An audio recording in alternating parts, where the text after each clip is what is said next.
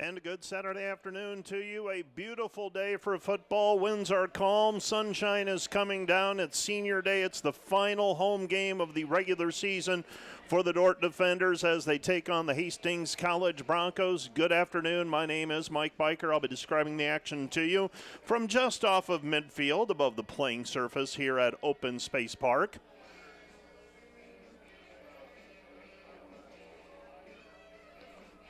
What's going on? What's up?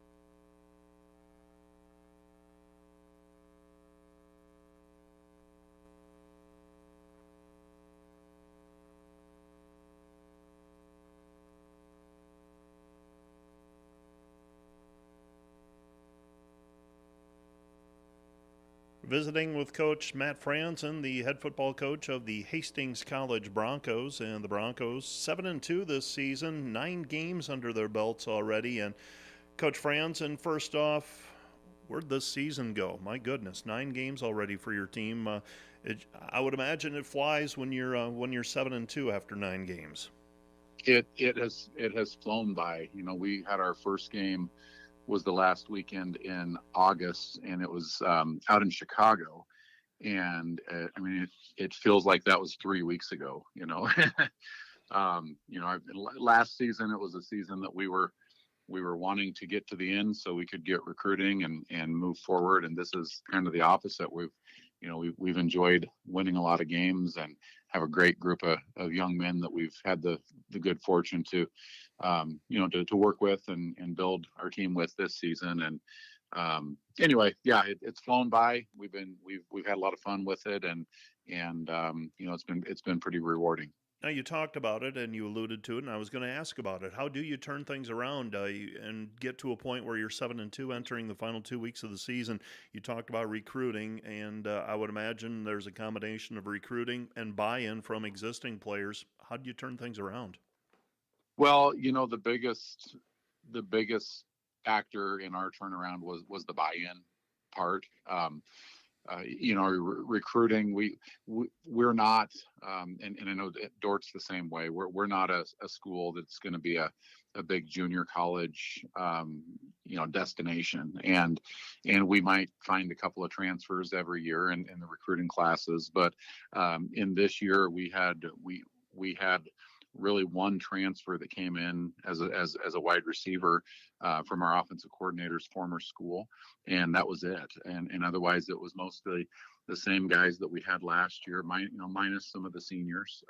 But we really addressed culture in the off season, and a lot of the things that I know Coach Penner has been doing since he's been at Dordt, but really trying to build that culture the right way with the right kind of people making good decisions and just investing in one another and trying to build those relationships. And so that was the biggest thing, was the buy-in. And I credit our current senior class with being willing to buy in and just kind of change the way that we've done things, or the way that they've done things here. And the results obviously have been really good. Tell me about your defense, first of all. What's the identity of this defense? What are you good at? Well, I like to think we're pretty good at a little bit of everything. I think it starts up front. Our defensive line all season has been solid. We've been good against the run, really, in every game that we've played, and that's where it's kind of started. Our front three on defense.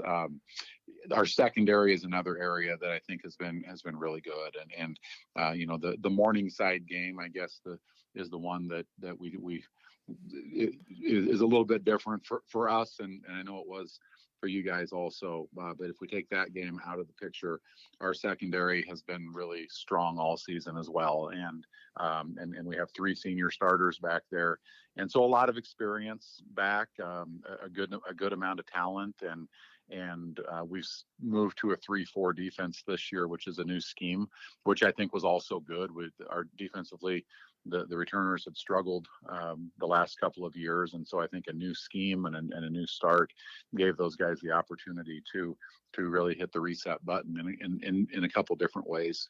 But it's been good. A good amount of experience.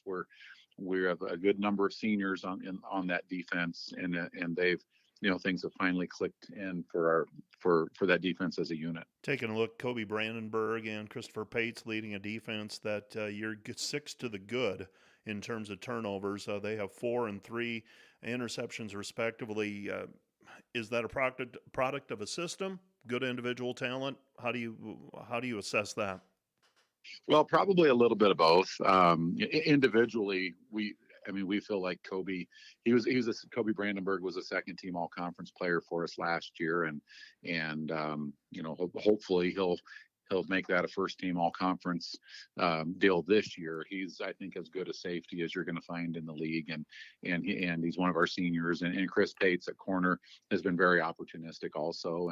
And part of that, they throw Chris's way a little bit more, or at least did the first half of the season, because Carlo Terrell, our other corner, is a really good cover corner, and I think people have thrown away from him in some instances. But our defensive front has provided some pressure also, that's forced some of those passes that we've been able to capitalize on. And so that's something. The first half of the season we forced a bunch of turnovers, and here in the last couple of games that's cooled off a little bit. So something that we want to get to with just 2 games left. It's still one of those goals that we're working on, trying to get back to forcing a few more turnovers.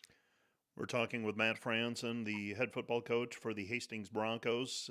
I take a look at your offense. John Zamora, that's a familiar name. It's got to be, one, you need the buy-in from the quarterback when he's coming back, but 2, it's got to be comforting having a good returning quarterback, and it looks like he's had a fine year, 16 touchdowns, just 6 interceptions. Yeah, no, he has. And last year when we were struggling, one of the things that we did a good job of all year was taking care of the football and making good decisions at the quarterback spot, and that was John. And he's back this year as a senior. It's a new offense. We have a new offensive coordinator that we brought on board in the off season, and so that, anytime you have a new offense that you put in, it's a challenge for all of the players. But you're looking at a senior quarterback, even though he's got a lot of game experience. This will only be his 9th game, or I guess 10th game in this system, and so he's still learning. There's still areas where he can improve, and things that we see on film on Sunday that that maybe a 3-year starter in the same system might pick up on, that we're still working with Johnny and still trying to develop a little bit. But he's one of our team captains, and he's a leader of not just the offense but the entire team. And you're right, he's had a fine season so far, and hopefully he can finish off well. Looks like he's got a good receiving core to throw to, because I'm looking at yards per catch on the average. You've got 4 guys in double figures and 3 above 15 yards per catch. That's a good building block there. It really is, and that's an area that we kind of felt like going into the season. We didn't have a whole lot of experience coming back. We do have a couple of seniors in that receiving core, but a lot of sophomores in the group. Really the most explosive players in that group are sophomores, and so a young group coming into the season, and they've gained experience, obviously as we've gone along. But there's some nice athletes in there, some big play guys, and I think Johnny's benefited a little bit from having some talent, and also it's not a deal where I think a defense can just focus in on one receiver and take one guy away and feel good about it. And we in most games, when we look at the stat sheet at the end of the game, we're completing passes to 7 or 8 different players, and I think hopefully that makes us a little bit more of a challenge to defend. Before we get to the keys for today's ball game, I look at your schedule and I see games that are 1 score difference, another 1 score difference, 2 score difference, another 1 score difference. You've been winning a lot of close games. The one that you didn't get was the one way back on September 3 against Midland. How have you managed to win so many of those tight ball games, Coach? Well, I like to think that is a sign of a quality culture, that I think our guys believe in one another. It's been a neat season where if one unit was struggling, we never felt like another unit was pointing fingers at and saying, hey, let's get going. We need you. And there's been instances, probably more, where our defense has been playing really well and our offense has maybe struggled to pick up first downs or struggled to put points up, and the guys have stayed unified throughout. And I think by the end of the game, when the games are close, that unity is going to find a way to win and find a way to make that play, whether it's a defensive stop or a late offensive score or even a field goal or a timely punt. We've had several really nice punting performances in the fourth quarter from our punter Jason Bockel, where he puts maybe an opposing offense deep in their own territory, with not much time left. And so, like I said, I just think I hope it's a sign that we built a tight knit group, and the guys are trusting each other to make a play, and winning is one of those things that it's difficult to do if you haven't done it much. And then once you learn how to win, then you find ways to win those close games. And I think this season we have found a way to do that, and hopefully kind of turn the corner as a program in that regard. Rather than just simply asking you for keys to the game today, I'm going to ask you this. What concerns you about this matchup with the Dordt defenders? Well, several things. I think probably the biggest one is looking how the season has unfolded. I really feel like Dordt has picked up steam, really probably since the Morningside and Doane games, and has won now, I believe, 3 in a row, and is, to me, looks better and better each week. So I think we're going up against a team that is really climbing and maybe peaking at here in the late part of the season, and then playing the game on the road. Obviously, no matter who you play, for the most part, when you travel on the road and an overnight trip is a little bit of a challenge. We've traveled pretty well all season, but even so, going on the road will be a challenge for us. So those are, I think, a couple of the big factors. Defensively, we feel like the defensive front that we're going to see here is one of the best all season. We thought Midland's defensive line and Morningside's defensive line were fantastic and probably the 2 best that we've seen, and even Jamestown and Doane were solid. But I think Dordt's defensive front is just really, really fundamentally really sound, and they play really hard.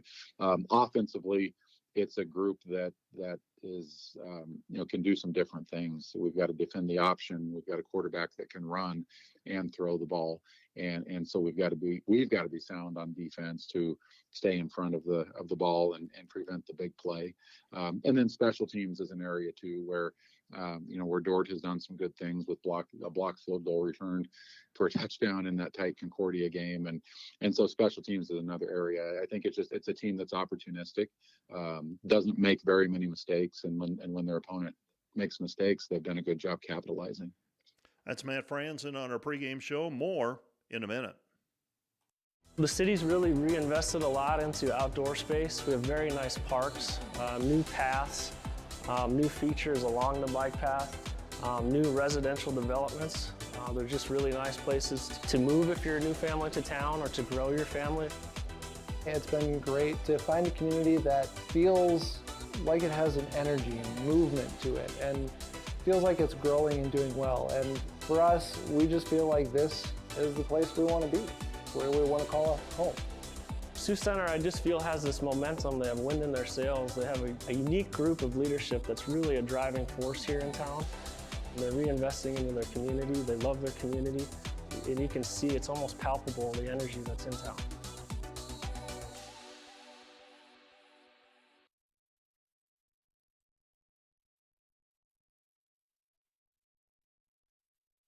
Dordt football coach Joel Penner joins me as we focus in on the Hastings Broncos, and we close the book on the Jamestown win last weekend. And Coach Penner, first of all, let's talk briefly about the Jamestown win. Your team, second half, played exceptionally well, and offense was clicking. Defense, I thought, for the most part, played very well too. And it felt like a much-needed performance by your team last week. Yeah, I would agree with that, Mike. The guys played extremely hard. This is a team where we've gone to the locker room at halftime a lot and taken a breath and reassessed, and then we've come out and had really, really good third and fourth quarters. That's been a bit of a theme this year.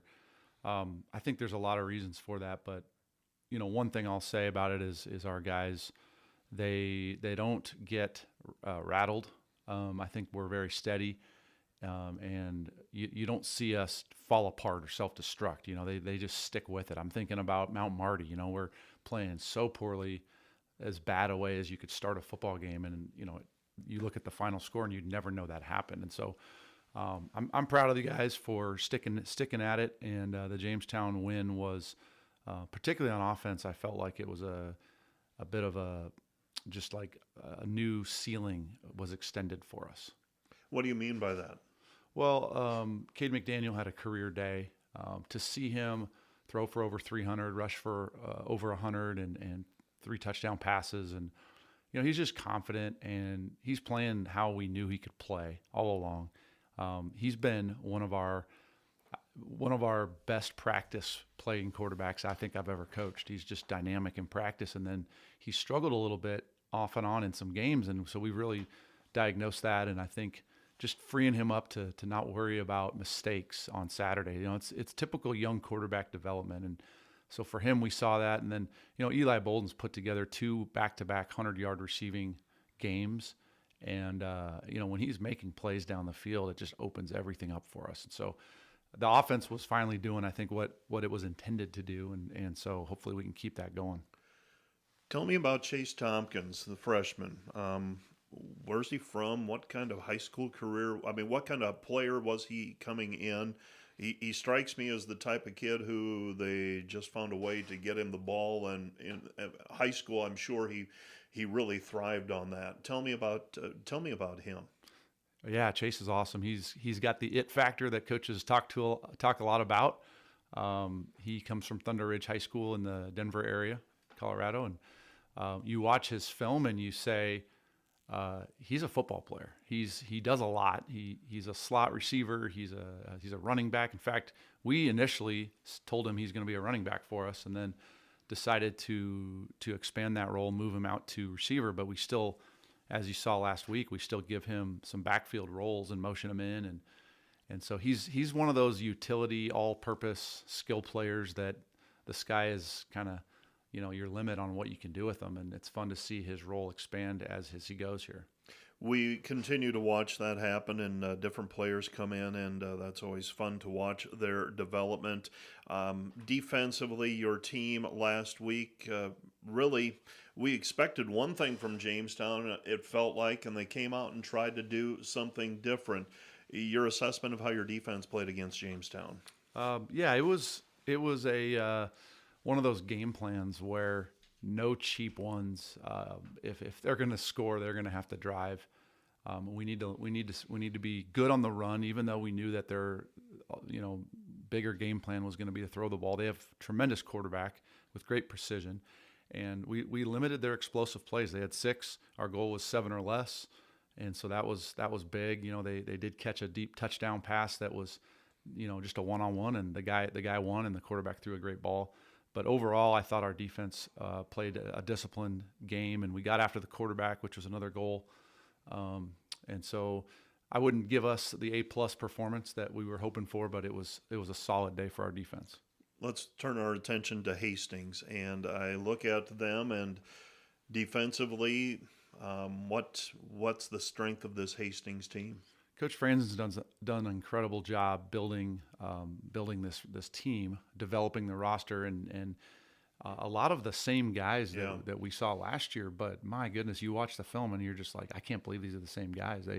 They play really well. I think the strength of their entire team is their front on defense. They're a defensive line that is incredibly strong, great with their hands. Really, really effective anchoring in their gaps.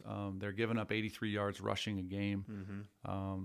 I think they really, really trust their secondary, and at times that's bit them, and at times that's served them well. And then offensively, they've got speed at skill. I mean, they've got some really, really good receivers. Their quarterback moves well, and he's able to get the ball all over the field. When I talked to him earlier this week, I asked him, how do you win all these close games? I said, this is a turnaround. And he talked very frankly about the fact that you have to have players that trust each other. And he said not only offensive players trusting other offensive players, but he said your units have to trust each other. And I don't know, for some reason that resonated with me, that you're taking all these different pieces and you're trying to plug them in together. And in some ways it reminded me of conversations that we have had. I see some similarities. Yeah, coaches call that complementary football.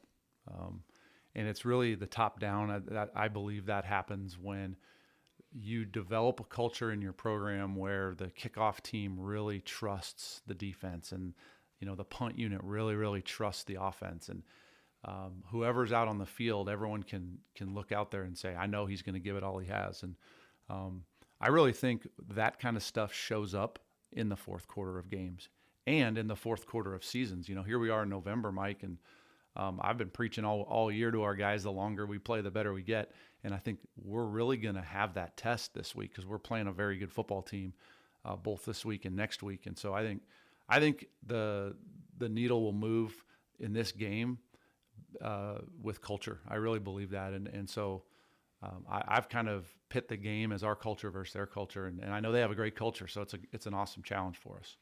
That's Coach Joel Penner. More on our pregame show right after this 1-minute timeout.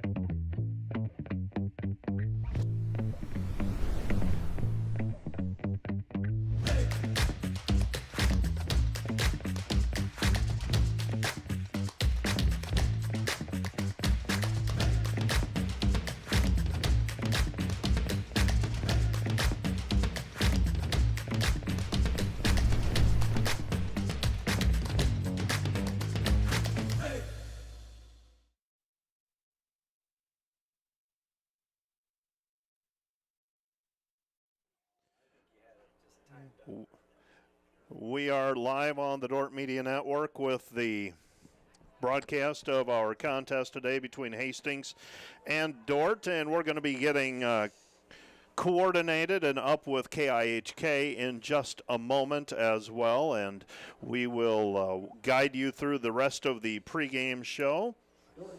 And I think we are all together now as we Had to make things up as we went this afternoon, but glad to have you along with me on a sunshiny, fantastic Saturday afternoon. And we are going to take a 2-minute break for our national anthem and be back with some final words and the kickoff right after this.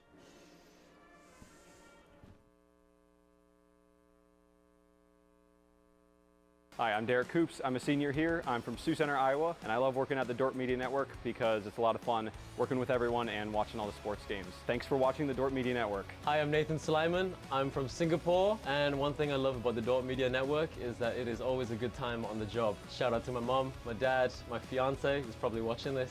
Thank you for watching the Dordt Media Network. Hi, I'm Glory Wrights from Neosho, Missouri. I love working for Dordt Media Network because I get to work with an awesome crew of people and spend the weekends learning to push myself in camera work and directing. Thank you for watching the Dordt Media Network.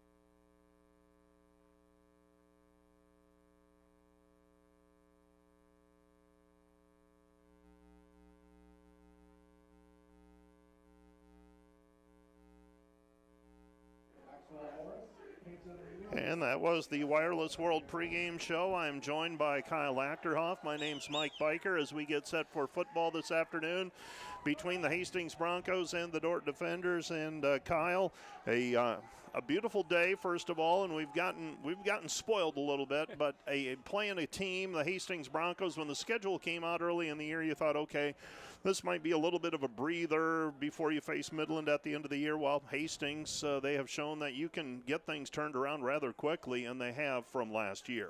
Yeah, just a total cultural change at Hastings, and sometimes that's all it takes, right? It's just a new face, and Matt Franzen, Coach Franzen's a very experienced coach, been doing it a long time, was at Doane for a number of years. I think he's a Doane grad, but has coached at Hastings before and took a little time off and got back into the head coaching ranks, and it just kind of changed the attitude and the culture at Hastings, and he has a group of players that have bought into what they're doing as a coaching staff, and they're really coming around. He's an interesting story in that he moved into administration and he said, you know what, I miss coaching. He was very open about the fact the year after he came back was he said, I just don't have I don't feel I have the impact on students directly that I had when I was coaching, and he looked to get back into it and he stayed within the conference. So a little bit of an odd move, but at the same time, it was something that he felt was the right time and the right place. Yeah, it's part of it is just discerning where God has gifted you, right? And I think with Matt, he found out that he had the most direct impact on young men when he was, in their face, on the sideline, having that direct contact. Administration and that move to administration, and he was a very good administrator too. It was just change, and a change that he couldn't grow into, and so I think he went back to his roots and figured out what he loved to do, and it's showing with it is really showing with his staff and with this Hastings football team they bought in, and they love the way he's leading them in the direction they're going. I'm going to also say this, and you and I have been around the conference a while. This dates back to the old Nebraska-Iowa Athletic Conference days. This, to me, is a program that has a proud history. You don't know it for the last several years, but that's a sleeping giant as far as I'm concerned. Oh, absolutely. I mean, fantastic facilities. They have some financial backing. Tom Osborne, the legendary coach at Nebraska, is a Hastings alum. Tom's son is a Hastings alum. They've had guys in the NFL, and they could really get things going in a hurry there. Tompkins on the return. He's to the 10, to the 20, to the 30, to the 35, runs over a tackler, and he's out to the 39-yard line. And Chase Tompkins picking up right where he left off last week. He made an impact last week and a great return, as the defenders will have it first down and 10 at their own 38-yard line. First down and 10 for the defenders. They're at their own 38-yard line.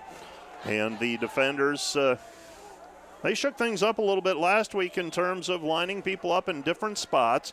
They're going to start with Cade McDaniel at quarterback. You've got Chase Tompkins on the field at a wing. He goes into motion. Now they'll get a play in from the sideline. 8 seconds on the play clock. Hopefully they realize 4. Now 3 and 2, and they get it off just as the clock hits 0. Going to run option to the near side. McDaniel with it. McDaniel picks up 5 yards on the play. It's second down and 5. Second and 5 for the defenders as they begin with option. In the backfield along with Cade McDaniel is Brendan Piper. Always wait to see who that tailback is going to be. It's Brendan Piper to start with today. They hand it off to Brendan. Brendan, the ball carrier, and Brendan picks up 3 yards on the play. It's going to be third down and relatively short at the 45-yard line. Third down and 3. Third down and 3 for the defenders. Dordt starting with their ground attack. This Hastings team, the strength of their defense is the rushing defense.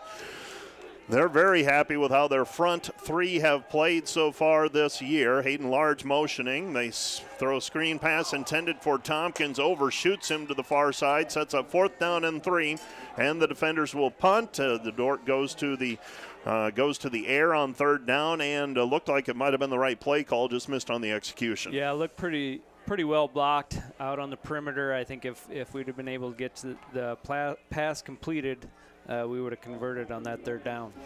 Fourth down and 3. Blade Coons on to punt. Blade hovering around 40 yards per punt. And he puts the left foot into it, spirals it towards Garrett Ash. Ash will let it bounce inside the 5. He picks it up at the 3. He's going to run it back. He's got the edge. He's to the 20, to the 30.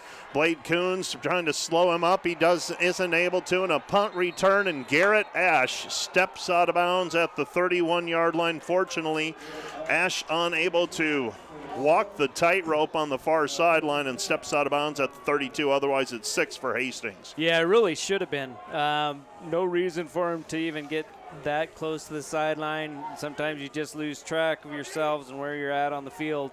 We got just enough push there, and then he lost his balance a little bit and stepped out of bounds. And now hopefully the defense can take advantage of the fact that he wasn't able to stay inbound and score. First down and 10. John Zamora empties out the backfield. You're going to see a lot of this from the Hastings Broncos. They don't go to the run game a lot. Back to pass Zamora. Zamora looking over the middle. Pass is tipped into the air. Incomplete. On the coverage for the defenders is Abe Stace. That'll set up second down and 10. And I have a feeling that we might see, this might end up being similar to the game that I saw in Concordia, where pass defense is going to be sorely tested throughout the course of this game. Yeah, and really throughout the season, in terms of the numbers, Hastings has been fairly balanced, but they're definitely relying on their pass game a little bit more, and we might see a lot more of it today. Second down and 10, swing pass over the near side, Brett Simonson, the ball carrier up the sideline, and he gets back to the line of scrimmage, picks up maybe 5 yards on the play. It's going to be third down and 4. So 3rd and 5, they're going to move the marker back just a bit. 3rd down and 5, we will call it. In effect, a long pass play. That's all. Or I'm sorry, a pass to set as a run play. Right. And Zamora up to the line of scrimmage, 15 seconds on the play clock. Just underway, 0-0 our score. Hastings threatening virtue of that punt return. They hand it off to Simonson, and Simonson nothing there.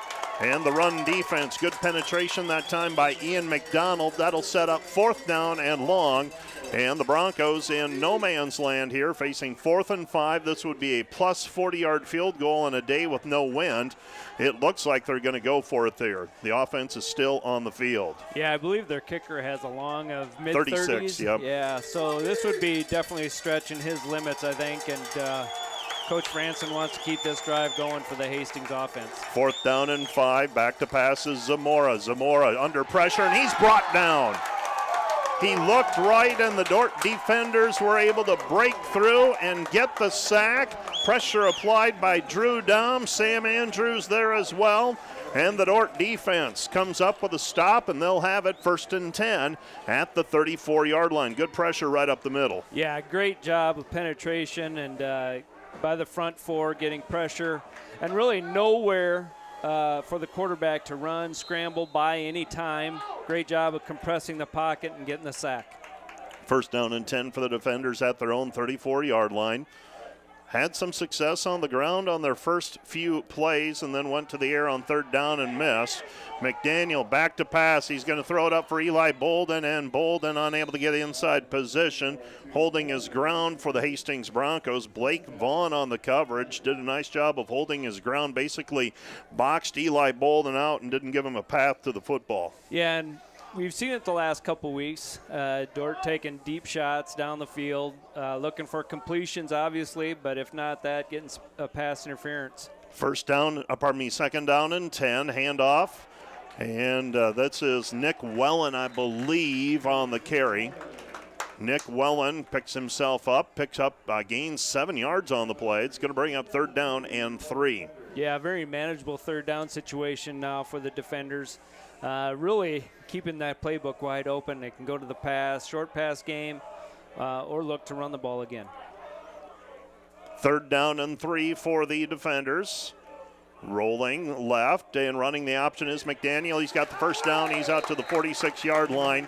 And the Dordt defenders move the chains. First down of the afternoon for either team out to the 46-yard line. Yeah, and you've seen that from a number of defenses here recently, really with Dordt's run offense and running the option. A lot of defenses are forcing the quarterback, forcing McDaniel to keep the ball.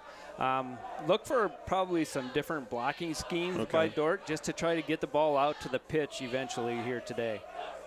So McDaniel running back to his left. He's got Connor Dodd on the field as Dordt rotates their running backs. McDaniel keeps it himself midfield and steps out of bounds at the 47-yard line. Maybe could have picked up an extra yard or two.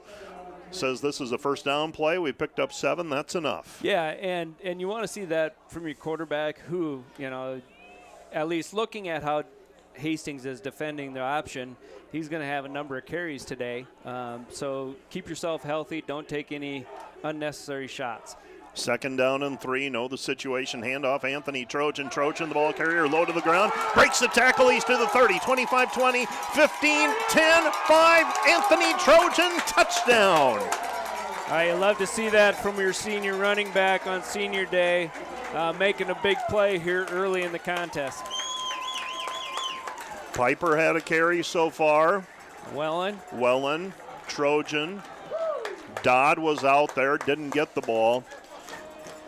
Rotate, and even early in the game, a few different looks and a few different styles, and that time Anthony Trojan able to break one.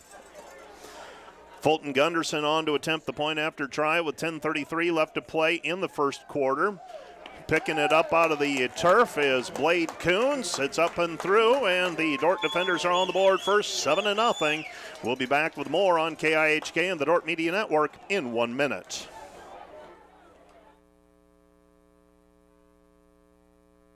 Today's Dordt Media Network live stream broadcast is produced by the students of Dordt University and sponsored by Sioux Center Health Therapy, partnering with Dordt University to provide quality care to all athletes. Sioux Center Health Therapy. And today's live stream broadcast brought to you by Verhoof Automotive. Verhoof Automotive in Sioux Center is your local Chrysler, Dodge, Jeep, Ram, Chevrolet, and Buick dealer. Verhoof Automotive, worth the drive from anywhere.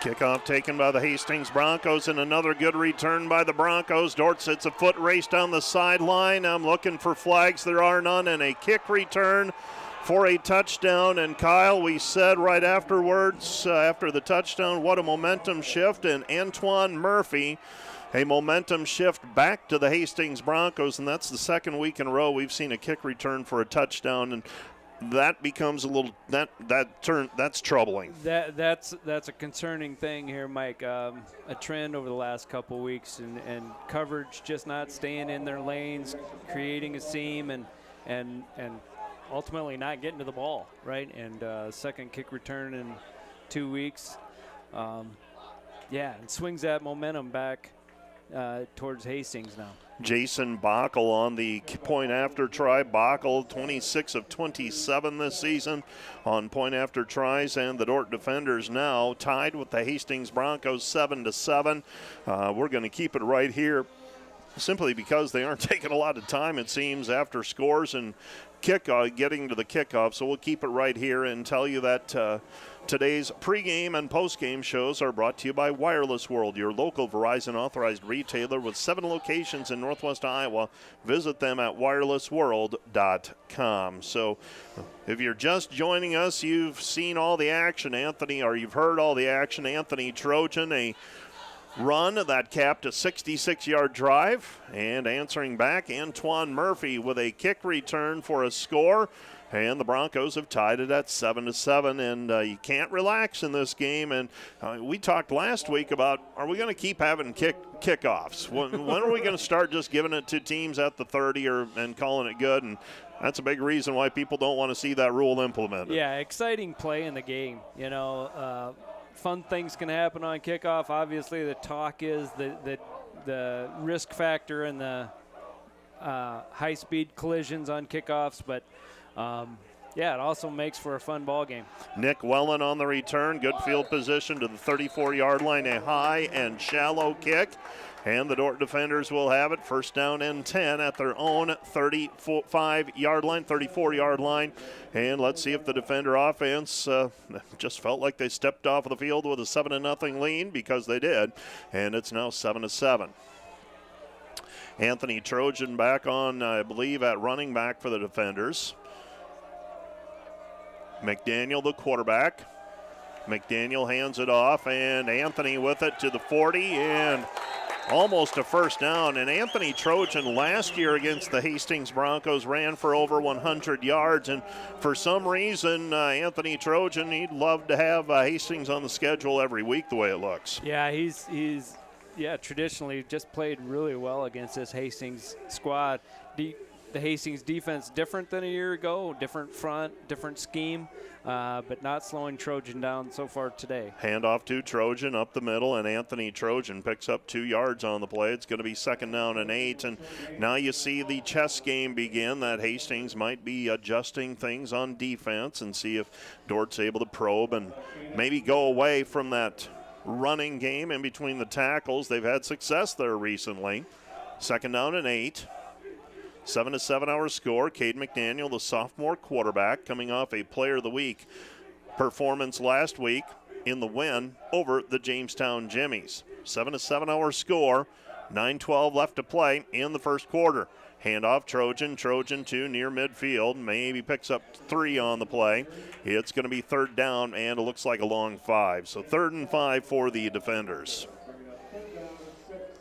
Third down and long. Dordt needs the Hastings 45-yard line. Hastings in their white jerseys, white pants, red numbers and lettering, and the red helmets with the horseshoe on the side.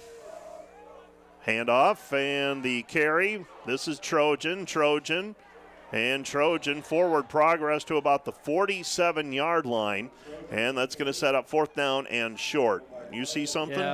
Yeah. I think Anthony's going to watch film there on that play and see that maybe if he kept it inside a little bit tighter, followed his pulling offensive lineman, he might have at least gotten the 1st down, maybe even a bigger play. So I think that's a play that you'll see the defender offense go back to again later today. 4th down and 2. Dort's going to go for it at the 47. A long snap count. They fake the handoff, keeping it. It's McDaniel. He's got the 1st down and then some. He's to the 35, lowers his head to the 30, inside the 30, down to the 27-yard line.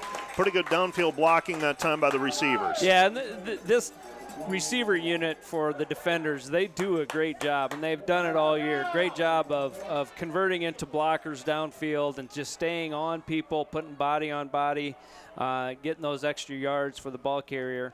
Nice job there by McDaniel, just getting positive yards and not taking a huge hit. And picking up a vital 1st down. 1st down and 10 at the 28-yard line. McDaniel rolls left, throws back over the middle, has large inside the 5, and dragged down from behind by Caden Egger. And the Dordt defenders inside the 5 and knocking on the doorstep. Yeah, and doing a really good job of mixing it up. You know, we talked about them pounding it inside and having some success, but also not the greatest success. But what it does is it sets up the other parts of the run game and opens things up in the pass game as well. Connor Knopf lining up in the slot now. Eli Bolden to the left, Jaden Heisman to the right. They go for the run up the middle, and Brendan Piper is into the end zone. Touchdown defenders. Touchdown 3 of the season for Brendan Piper. And the Dordt offense reestablishes themselves, converting on 4th down and 2. And I don't want to speak too much here, but they look pretty comfortable on offense right now, doing what they need to. Yeah, and again, doing a nice job of mixing things up. Not throwing it a lot, but at the right time and big plays. Obviously, that long completion to large, an important play on this drive. Fulton Gunderson splits the uprights. It's 14-7. We'll take a 1-minute break. Be back with a kickoff right after this. Now,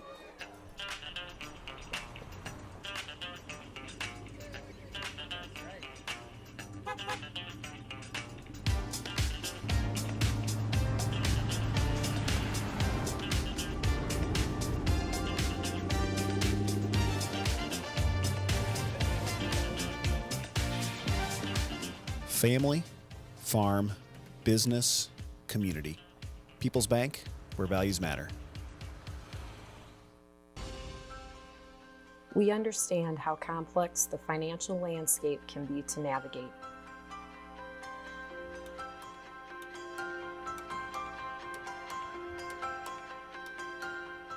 Our goal is to free up your hands so that you can focus on what is most important in life.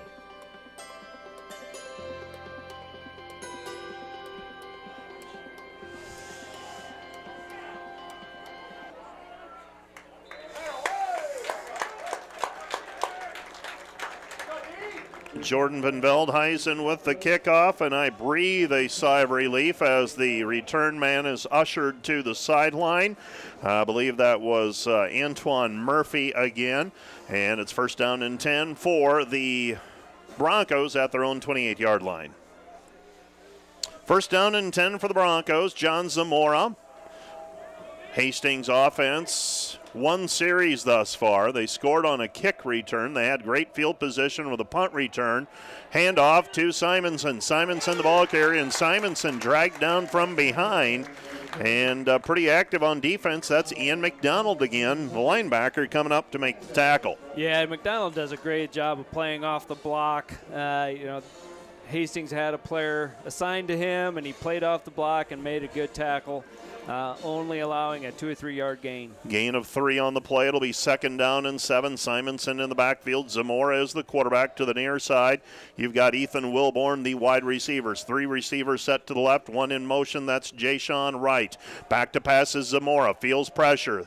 Throws it to Simonson, and he is buried by Abe Stays. Abe Stays, the safety, coming up, and Abe, a 2-yard loss on the play, and Abe, I'm going to lobby here if he's got to be considered an All-Great Plains Athletic Conference performer this year, in my opinion. Yeah, definitely. He's had a fantastic year and did a great job of sniffing out that screen play.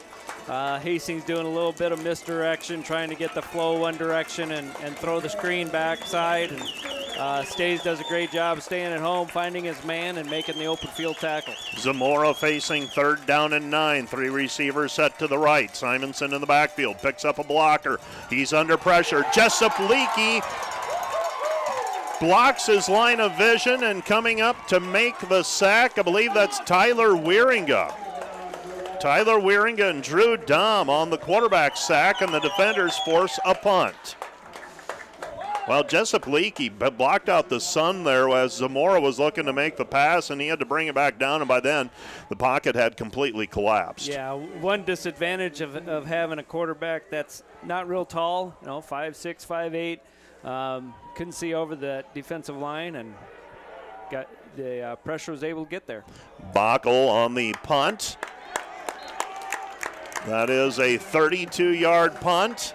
And the Dordt defenders will take over 1st down and 10, make it a 33-yard punt. They'll take over at their own 38-yard line. Dordt leading 14-7. Well, the defense has come to play today the way it looks. They have, and doing a great job. I know Coach Penner, the defensive staff as well, concerned about this Hastings wide receiver unit. A lot of speed and good athleticism out of them, and so far, doing a great job shutting down the pass game. 5:01 left to play first quarter. Dordt leading 14-7. Fake the inside handoff. Pitch it over to Tompkins. Tompkins on the run, 40, 45, and 48-yard line, and that's a 10-yard pickup on the play for Chase Tompkins. Tompkins bobbled it momentarily, but able to bring it back in, and 1st down and 10 for the defenders at their own 48. I'm guessing Tompkins was the type of player in high school that didn't leave the field a whole lot. Your high school coaching staff would find a lot of things for him to do. Handoff to Anthony Trojan. Trojan picks up 4 yards on the play. It'll be 2nd down and 6. 2nd down and 6. Anthony Trojan on the carry. Dordt playing with a lot of energy here early on.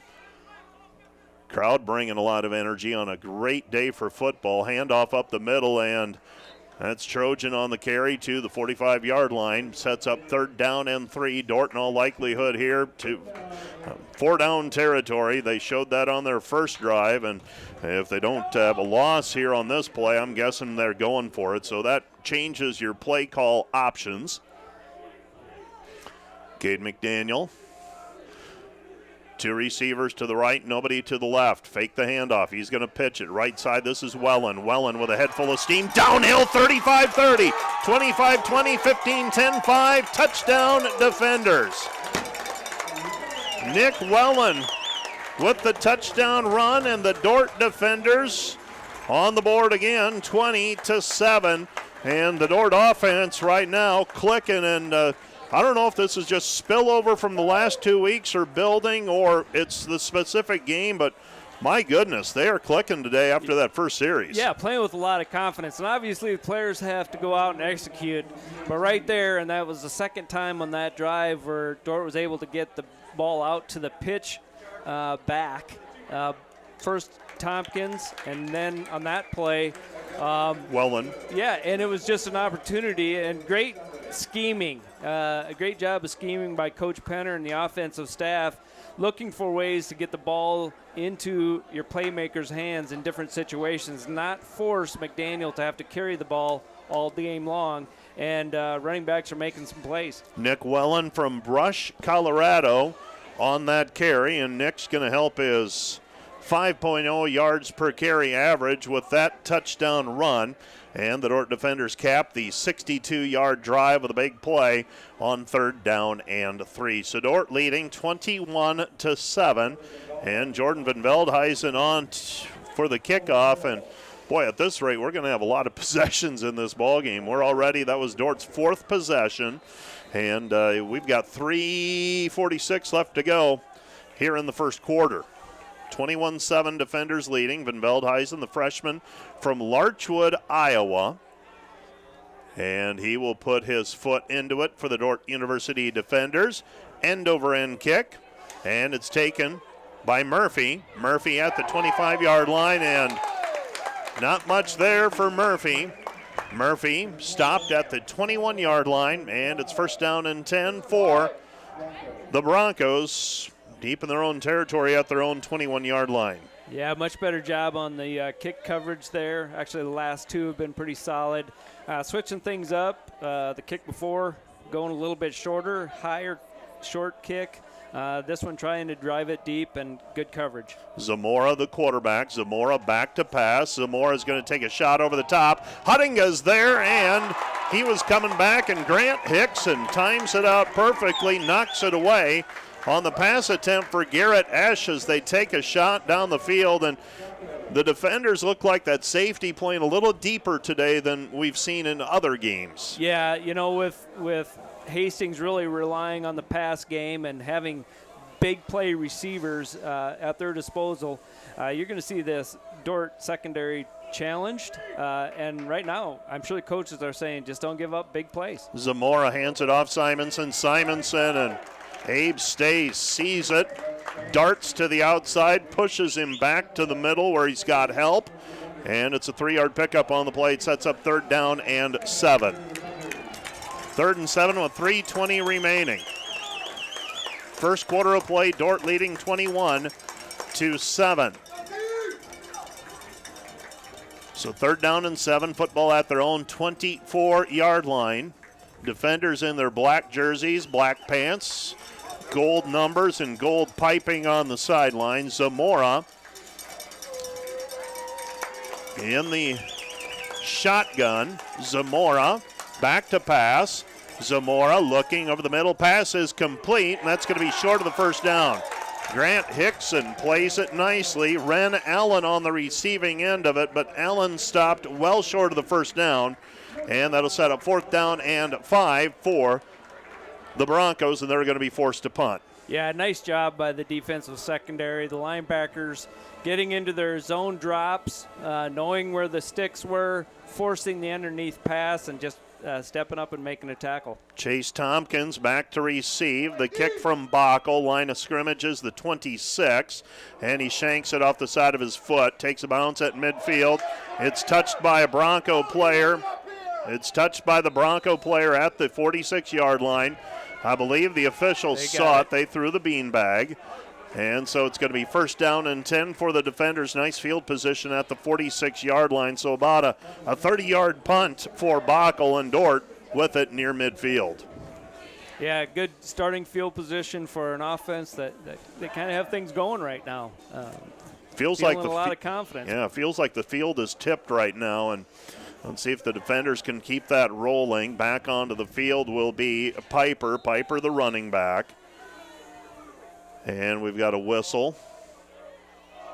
Not sure if we had a substitution. And is it a question on the spot? Oh, near hash mark. Okay. Taking care of the details. Okay.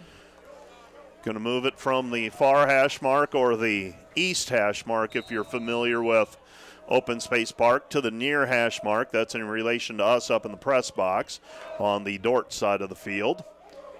McDaniel turns, fakes the handoff. He's going to roll right. He's going to take a shot, and he's going to overshoot his man.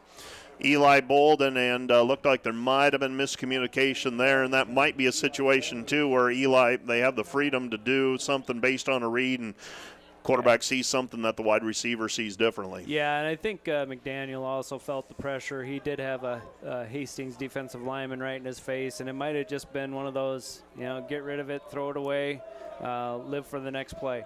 Cade McDaniel, the quarterback, fakes the handoff. He's going to run option, pitches it over to Dodd, and we've got problems. Ball's on the floor, on the field, and it looks like Hastings got on top of it, and the Dordt defense is going to have to come back onto the field as Dordt loses it on the turnover.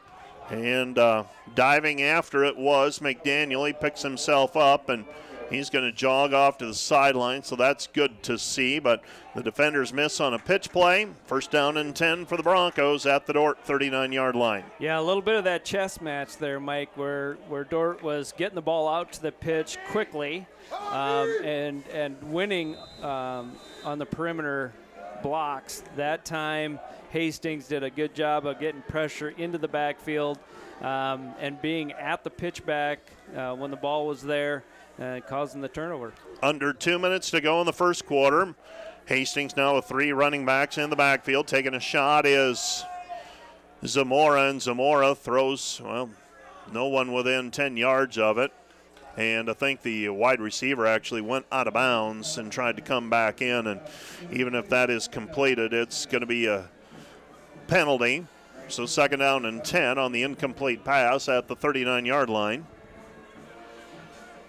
Cornerback on the near side, Aaron Van Hofwagen. So it looks like Chip Casey still unable to go for the defenders. He pulled a hamstring about 3 weeks ago. 2nd down and 10. And they're going to run option themselves. Stretch handoff, give it off to Simonson, and Simonson nothing there. He loses 4 on the play. And that's going to bring up 3rd down and 14. And the Dordt defense fast to the ball. It's going to be 3rd down and 14. 3rd and 14.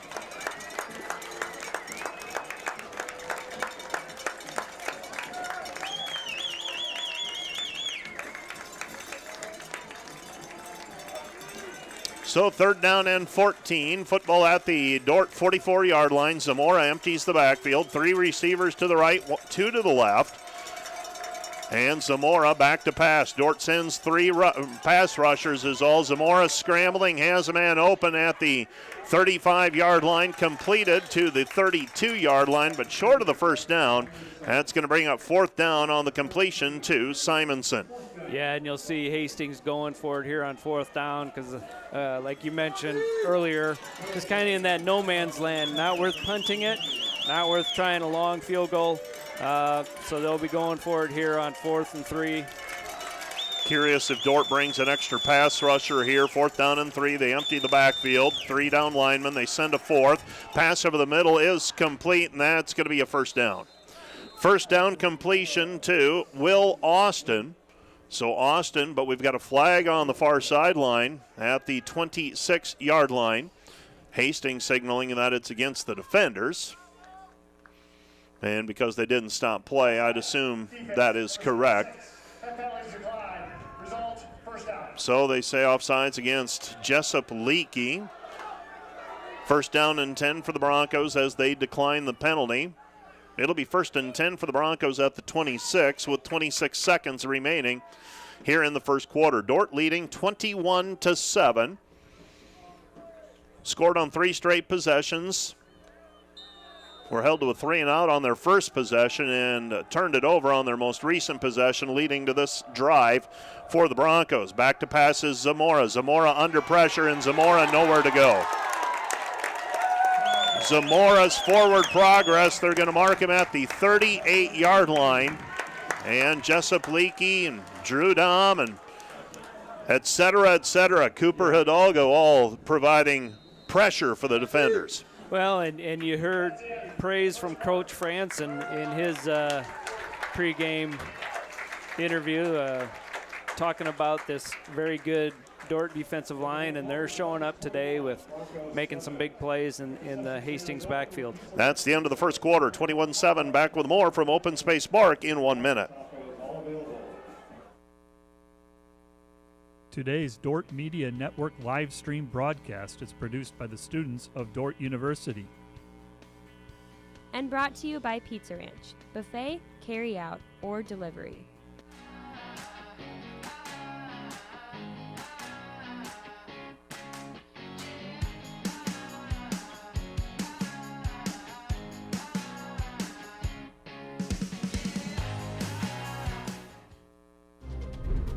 Some people say life is just a series of events, a long line of happy accidents, just falling into place. But we see it a little differently here at Dordt. We work hard to bring out the best in you. We push you to strive for the bright future God has planned for you. Now is the time to bring your passion to life here at Dordt. Be part of something special.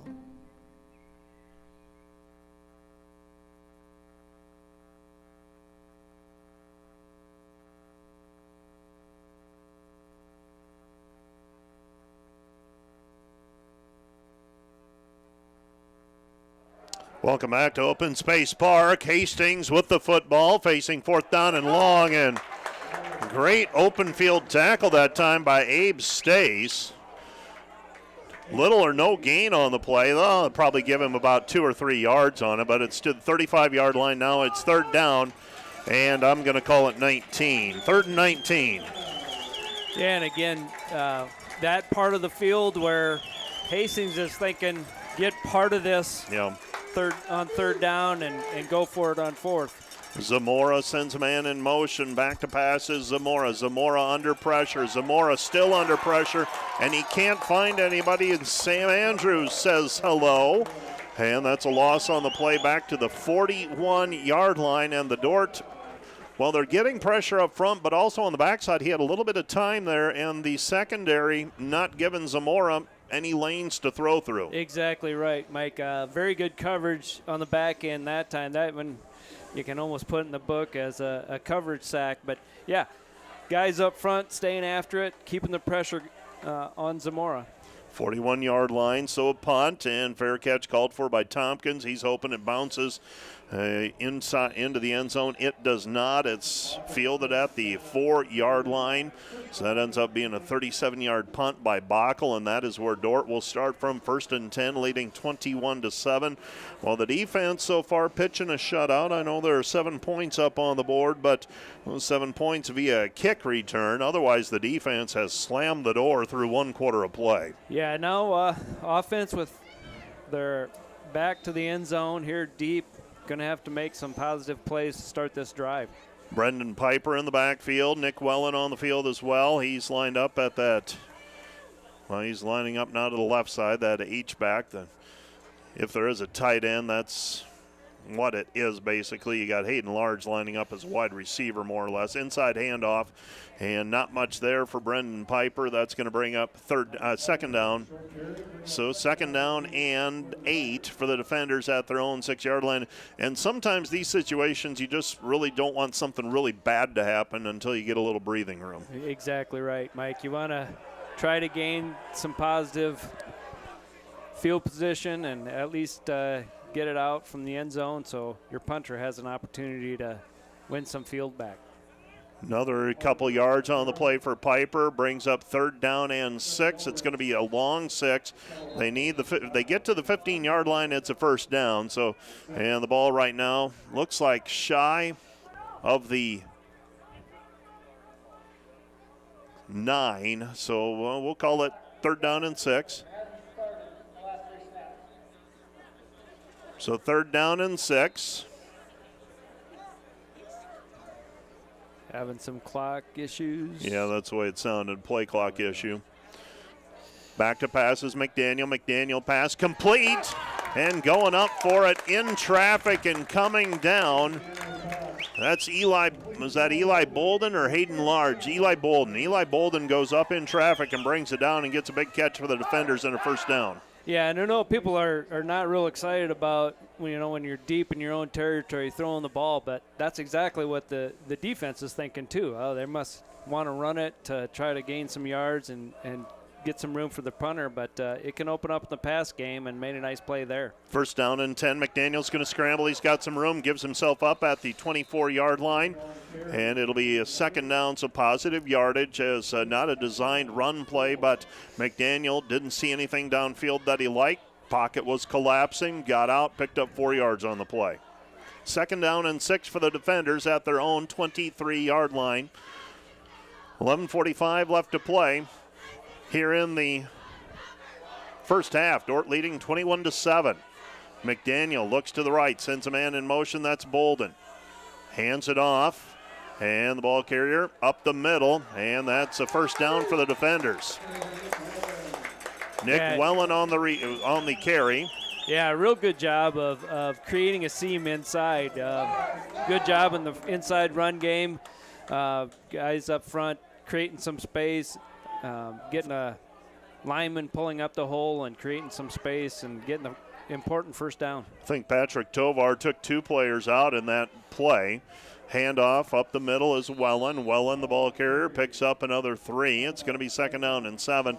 And so far, the run game, The only time it's been a loss, well, they had the fumble on the pitch, but up the middle, they're picking up 3 yards at a crack. They're getting a nice push up front. Handoff, and as I say that, that's defended pretty well by Hastings, and plug in the middle for Hastings. That's Uday. Uday makes it 3rd down and 5. Yeah, but you can't abandon things inside just because of 2 and 3 yard gains. Those are the type of plays that are going to create openings outside and in the pass game because it's holding those inside defensive linemen. 3rd down and 5. McDaniel rolling right, flings it over to Bolden, and Bolden unable to bring it in near midfield. And Chris Pates on the coverage. That's going to bring up 4th down and 5. Dordt a little too deep in their own territory. Not going to go for it here. Send the punt team onto the field, and Blade Coons will come out and punt it away to the return man. That's Garrett Esch. And a lot of times on offense, you obviously want to end a drive with a score, but that was an important winning drive right there because won a lot of field position back. Now if the punt team does their part, back up this Hastings offense, let the defense continue to do their thing. Blade Coons punts it away. It's out of bounds at about the 34-yard line. Had some pressure, and Coons got it away. It'll be 1st down and 10 for the Broncos at their own 34-yard line. So the Broncos, after having Dordt deep in their own territory, Dordt picked up about 30 yards on that drive. And now it'll be 1st down and 10 for the Broncos at their own 40. John Zamora, 3 receivers set to the left. 10-10 remaining. Boy, that sun is bright. Hard to see that scoreboard. 10-10 remaining, first half. Never complain about the bright sunshine, though, on a November Saturday. Swing it out near side, and it's off of the hands, incomplete. And Will Austin looked to me like he took a peek up the field to see if anybody was coming, and that one was off of his fingertips, incomplete. Yeah, and I think he would have had a little bit of running room had he caught it clean initially, and but yeah, you got to make plays, and the defensive unit here for the defenders really stepping up. 2nd down and 10. Clock stops on the incomplete pass. Zamora has Simonson in the backfield with him, and he's going to run option, pitches it over to Simonson. Simonson back to the line of scrimmage, and that's it. Maybe picked up 1 yard on the play to the 41-yard line. It's going to be 3rd down and 9. 3rd down and 9. Well, we had some trouble with the scoreboard, the NAI scoreboard earlier today, but it looks like that is up and running, so we will hopefully get some scores to you. Midland at Northwestern, I'm curious how that one is going, and we'll check in on Doane and Morningside, Concordia Briar Cliff, and Mount Marty and Dakota Wesleyan as well as the afternoon moves along. 3rd down and 10. Hastings with it at their own 40. Zamora empties the backfield. Hits off of his helmet. He's in trouble, and he's going to be brought down by Colton Vanderberg. Colton Vanderberg on the quarterback sack. A 5-yard loss on the play and Hastings is forced to punt once again. I don't know if – go ahead. It seems like every defensive lineman's getting in the act, right? They're all making plays in the backfield, and that's that's awesome to see. Colton Vanderberg will be our halftime interview, and for those of you new to the Dordt football program, Colton, he's fortunate to be able to be playing football. Stepped out of bounds, did Tompkins at the 40-yard line, and it'll be 1st down and 10 for the defenders. He actually stepped out at the 37-yard line. People forget that Colton actually, I believe, missed a semester of school. He was involved in a snowboarding accident Christmas break of his freshman year, and he tore everything up in his shoulder. And he talks a little bit about the rehab that it took to get back to this point, and he's hoping to get into physical therapy school when he graduates here in December. Cade McDaniel hands it off Wellen. Wellen bounces to the outside, and Nick Wellen, stiff arm and forced out of bounds in Hastings territory at the 47-yard line. 1st down for the defenders. 1st and 10 for Dordt at the 47-yard line. Nick Wellen on that carry.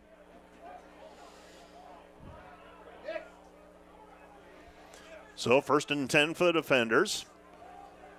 I believe Connor Dodd back in now at running back for the defenders. They hand it off to Dodd. Dodd with the good hand, trying to get to the outside, racing to the edge, and gets about to the 45-yard line, maybe picks up 2 yards on the play, and that brings up 2nd down and 8. And Connor, the speedster from Hartley, Iowa, and he wants to get it to the outside and was able to turn upfield. Just needs a little bit more of a sliver to work with there. 2nd down and 8. 2nd and 8, Dordt with it at the 45-yard line of the Broncos. Handoff, Dodd again this time, stays inside, and Connor Dodd to the 30. He might go, and he stumbles. Yeah. The SC on the turf must be a little raised because he stumbles as he crosses that at the 25-yard line. Yeah, I think somebody just got his shoestrings, but again, great job blocking up front. Connor had 2 offensive linemen pulling in front of him, and he just stuck it in behind him and was able to find the seam and just about took that one the distance. 1st down and 10 for the defenders at the 25-yard line. So 1st down and 10. McDaniel turns, fakes the handoff. Now he's going to keep it. He's in trouble, dives forward, loses a couple yards on the play. It's going to be 2nd down and 12. 2nd down and 12, and good containment that time by the Hastings defense, but Hastings defense, a couple of those linemen, they're coming up, but they've been out there a while here in the first half. Yeah, they're starting to feel the effects of being on the field quite a bit, and yeah, this Dordt offensive line unit is really getting after them and putting a lot of pressure on this Hastings defensive unit. 2nd down and 12 for the defenders. A loss of 2. Haven't been back behind the sticks often here this afternoon. Handoff, Wellen. And Wellen back to the original line of scrimmage, plus a yard for this series of set of downs. And it brings up 3rd down and 9, and Dordt forced into a 3rd and long for one of the first times here this afternoon. So 3rd and 9, football at the 24. They need the 15 for a 1st down. Bolden to the near side. You got Hayden Large on the field as well. Going to go with a bunch formation. 2 receivers, Jaden Heisman and Tompkins are to the far side. Thinking 4-down territory here for the defenders. Back to pass is McDaniel. McDaniel throws complete to Heisman. Jaden Heisman brought down beyond the sticks down at the 12-yard line, and that's a 1st down. And up in traffic, Jaden Heisman makes that grab. Yeah, and McDaniel really threaded the needle there. Had a very small window to put that ball in, but Heisman making the grab and picking up that 1st down. Really important time in the game where if you make it another 3-score ball game, boy, that's going to put a lot of pressure on this offensive Hastings team that's been struggling. Under 6 to play, handoff to Anthony Trojan, and Trojan beyond the 10 before he's driven backwards. They're going to give him forward progress to the 8, so that's a 4-yard pickup on the play for Anthony Trojan, and that'll set up 2nd down and 6. 2nd and 6 for the defenders. This quarter moving a little more rapidly. Less scores, a little more ground attack for the defenders. Handoff, Trojan. Trojan weaving his way forward, and Anthony Trojan stopped just shy of the goal line. But that'll pick up a 1st down, Mike, so it'll be 1st and goal at the 1. I like our chances. 1st and goal at the 1. Anthony Trojan with that carry, and you had Jaden Heisman earlier, another senior playing in his final game for the defenders, making a big catch to extend the drive. Handoff, Anthony Trojan. Trojan sidesteps the defensive player into the end zone. Touchdown defenders, and Dordt out to a 27-7 lead. Getting ahead of myself, 27-7. Point after try on the way, and the Dordt ground attack is back to what we've kind of felt it could be coming into this year. Right, and yeah, it's kind of a strength on strength, right? The Dordt rushing attack against Hastings defense that has been, prior to today, really good against the run, but Dordt winning so far today. Fulton Gunderson on the point after try makes it 28-7. Dordt with a 3-score lead. 4:36 left to play here in the first half. Back with more from Open Space Park in a minute.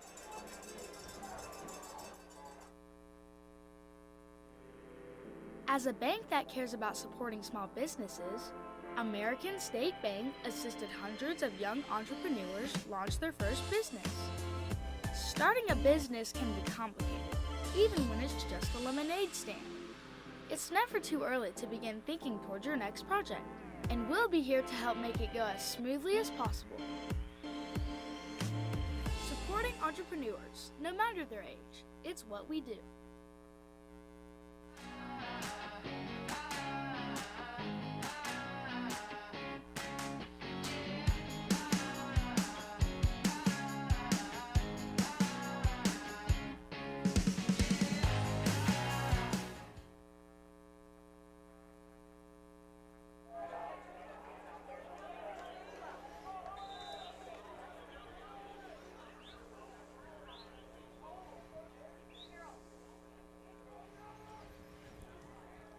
Well, the Dordt Defender football team coming up with a 28-7 lead thus far.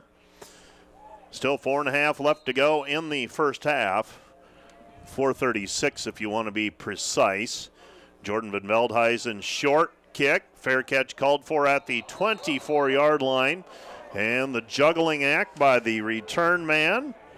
And that's one of those up men, Gunnar Ogle.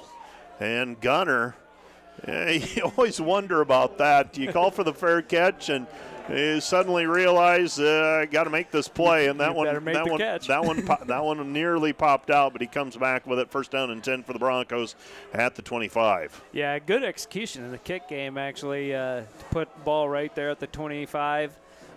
Just as good as a touchback. First down and 10 for the Broncos at their own 25-yard line. And back to pass is Zamora. Zamora looks right, comes back to the left. Pass completed to the 29-yard line. And the short gain on the completion to Garrett Esch. And that's Bryce Christian on the tackle. He's going to set up second down and 6. Second down and 6 for the Broncos at their own 29-yard line. They need the 35 for a first down. So Zamora has Simonson in the backfield, where Dordt runs 4 and 5 running backs. Simonson has carried the bulk of the load here so far this afternoon, and that's the case for the season. Zamora spins away from pressure, throws it down the field, has a man open, and he's hit as the ball arrives. Pass intended for Simonson, broken up by Dan Jungling coming over to make the play. Yeah, and a nice play by Jungling to get there. Kind of a broken play. Looks like the quarterback's going to run with it, but he throws it at the last second, and Jungling was there to break up the play. Third down and long now for the Broncos at their own 29-yard line. So third down and 6. Zamora back to pass, looking right, throws it to Simonson. Simonson coming out of the backfield, overshoots him. Lucas Huttinga is coming up fast from his safety position, sets up fourth down and 6, and a punt coming for the defenders. Yeah, and the Dordt defense is doing a great job of mixing in some blitz, getting a lot of pressure on Zamora right there, forcing him to throw it much earlier than what he would have liked, forcing the incomplete pass and forcing Hastings to punt. So Hastings will be punting. This will be Bockel. And Bockel just gets it away. Tompkins takes it at the 34-yard line. He's to the 40 and lunges forward to the 42-yard line. And that is where Dordt will take over first down and 10. So first and 10 on the way for the defenders at their own 41-yard line. You hear about the cross-country teams today? Well, I heard the women won this morning. I hadn't seen the results for the men prior to. Men had the first 4 finishers. I'm assuming that they took home the GPAC championship as a team. And they had all 10 of their runners in the top 16. 9 of them earning all-conference honors. So Nate Wolf will be coming home with a little hardware again and a couple of banners, and congratulations to both the men and the women, the cross-country teams. Handoff up the middle, Brendan Piper, and they move the pile another 5 yards. That's a 9-yard pickup on the way for Brendan Piper, and a second down and 1. Yeah, and you're seeing some fresh legs in the running back position. A lot of different guys carrying the ball. Trojan getting the bulk of it so far today, but a good mixture, and this Hastings defense been on the field a lot. 2nd down and 1, handoff, and spinning away is Trojan. He's going to be stopped at the line of scrimmage. So didn't get much of a push up front that time, and that's 3rd down and 1. And that's one where, okay, as a coaching staff, I would imagine, or as an offensive coordinator, you look at it and you file that one away. Okay, they brought a lot of people. Where can we take advantage after that? Exactly. And yeah, this is a college football team. You're playing a defense that has done really well against the run throughout the year. They're going to win some plays. They won that one. Let's see what we can do here on 3rd down. 3rd down and 2, and the handoff, and straight up the middle is Anthony Trojan.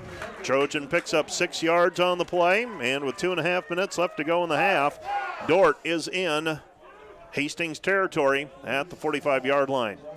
I've been trying to think of who Hastings' uniform reminds me of all afternoon, and it finally came to me. Indiana Hoosiers. Yeah, you just exchanged that horseshoe for an eye. Yep. Yeah. Back to pass is McDaniel. McDaniel throws it up for grabs, and the pass is batted up into the air, incomplete, and we've got a flag. Yeah, flag thrown at the 22-yard line, point of contact or point of impact. Think that's going to be a pass interference? Well, if the back official saw kind of an arm wrapped around, got a flag down here too. That might be his call. I thought with the ball being tipped that might offset it. Oh. Offense, number 72. Pass interference. Defense, number 22. Both penalties on set. Let's replay. No harm, no foul. Yep. I did not see the pass. I thought it was a nice play by the defense on the pass downfield. But yeah, I would agree with you, Mike. It didn't look like a lot of contact, but yeah, we'll take that one. Just replay the down, right? 1st down and 10. All you lose is a few seconds off of the clock. 2:05 left to play. First half. Dordt leading 28-7. Cade McDaniel in the pistol. McDaniel looks to the sideline now. 19 seconds on the play clock. Nick Wellen to his left. Alex Heisman out of his crouch at the left tackle. Now Dordt back to pass. It's complete over to Heisman. Heisman Jaden to the 40-yard line down inside the 39-yard line, and that'll be it'll be 2nd down and 4. Yep, 2nd down and 4 on the gain of 6 for the defenders. Yeah, and I love that play call. You get it out there quick. Nice, easy throw by McDaniel. Easy completion. Good positive yards. Win 1st down. Cade McDaniel in at quarterback. Got Connor Dodd behind him now. It's always the challenge of who's in at running back for the defenders. Hand off to Dodd. Dodd inside the tackles. Picks up a couple on the play. It's going to be 3rd down and 2. 3rd and 2 with 1:45 left to go. Dordt has all 3 timeouts remaining, as does Hastings. So 3rd and 2 for the defenders. They'll pick up the tempo here up to the line of scrimmage quickly. McDaniel looking. And he hands it off, and Dodd's going to be stopped right at the line of scrimmage, maybe picked up a yard. That's going to bring up 4th down. 4th down, and it's going to be short. Clock running, 1:20 remaining here in the 2nd quarter. Dordt leading 28-7. Dodd checks out of the game. Back in is Anthony Trojan. Dort's going to go for it here, 4th down and 2. Yeah, and they don't necessarily have to rush this, Mike. 4th down and 2. Handoff, and it's a 1st down for the defenders. Now the clock stops, and you have time to reset, get on the ball. Now you pick up your tempo here. Nick Wellen with a 1st down for the defenders, 54 seconds and counting. First half, Dordt leading. They've got it at the 32-yard line. All 3 timeouts remaining. Back to pass is McDaniel. McDaniel looking to the right. He's zoned in on the right side. He's going to throw it away. Scrambling out of the pocket, throws it away downfield. It'll be 2nd down and 10, and the clock stops with Dordt still at the 32-yard line. 2nd down and 10. Yeah, and now, Mike, you have all those timeouts in your pocket so you can really attack any part of the field because you have the luxury of using a timeout if you don't get out of bounds or pick up a 1st down. You're asking what is Fulton Gunderson's range? I'd say about 40 yards is realistic. Back to pass is McDaniel. McDaniel, they send a blitz. McDaniel tucks it away, and Dordt loses 4 on the play. It's going to be 3rd down and long, and they're forced to use a timeout. So timeout on the field, and this timeout is brought to you by Casey's Bakery. Find your favorite bakery products at caseysbakery.com. Back with more from Open Space Park right after this 1-minute timeout. This Dordt Media Network student-produced live stream broadcast is brought to you by Joyner and Zwart Dentistry in Orange City, offering dentures, implants, and dental care for your whole family in a modern and friendly atmosphere. And sponsored by Sioux Center Health Therapy, partnering with Dordt University to provide quality care to all athletes. Sioux Center Health Therapy.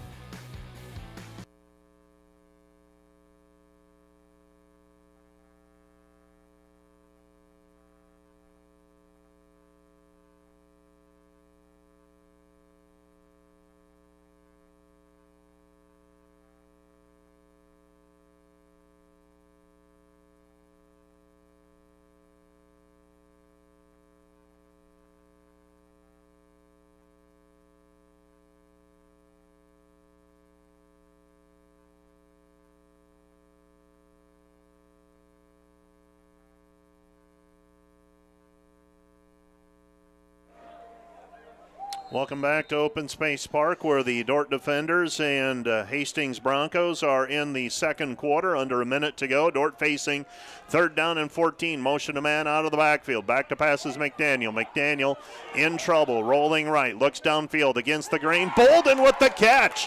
Bolden at the 25-yard line. Up in traffic again. Eli Bolden, the senior from Harlan, and they call a timeout. It'll be 4th down and short for the Defenders.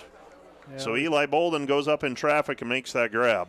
Yeah, good job of McDaniel buying a little extra time and giving Bolden a chance, and Eli going up for the ball and making a great catch.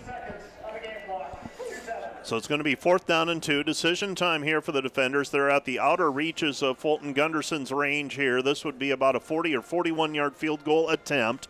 There's 27 seconds remaining. I really wish it was 3rd down and 2 instead of 4th down and 2. I've got a sense Dort's going to go for it here, and I do need to tell you that this timeout is brought to you by Casey's Bakery. Find your favorite bakery products at caseysbakery.com. We will keep it right here because, well, through our pregame show, we were able to get a lot of ads played on KIHK, and I think we are right on pace because of all the scores with the Dordt Media Network as well to get our inventory played. And probably a good time for me to plug that if you would like to be a sponsor on these broadcasts, drop us a line, send me an email. It's on our website, so that we've still got room in our inventory if you would like to be a sponsor or be a advertiser on these broadcasts. 4th down and 2 after my sales pitch, Kyle. 4th and 2.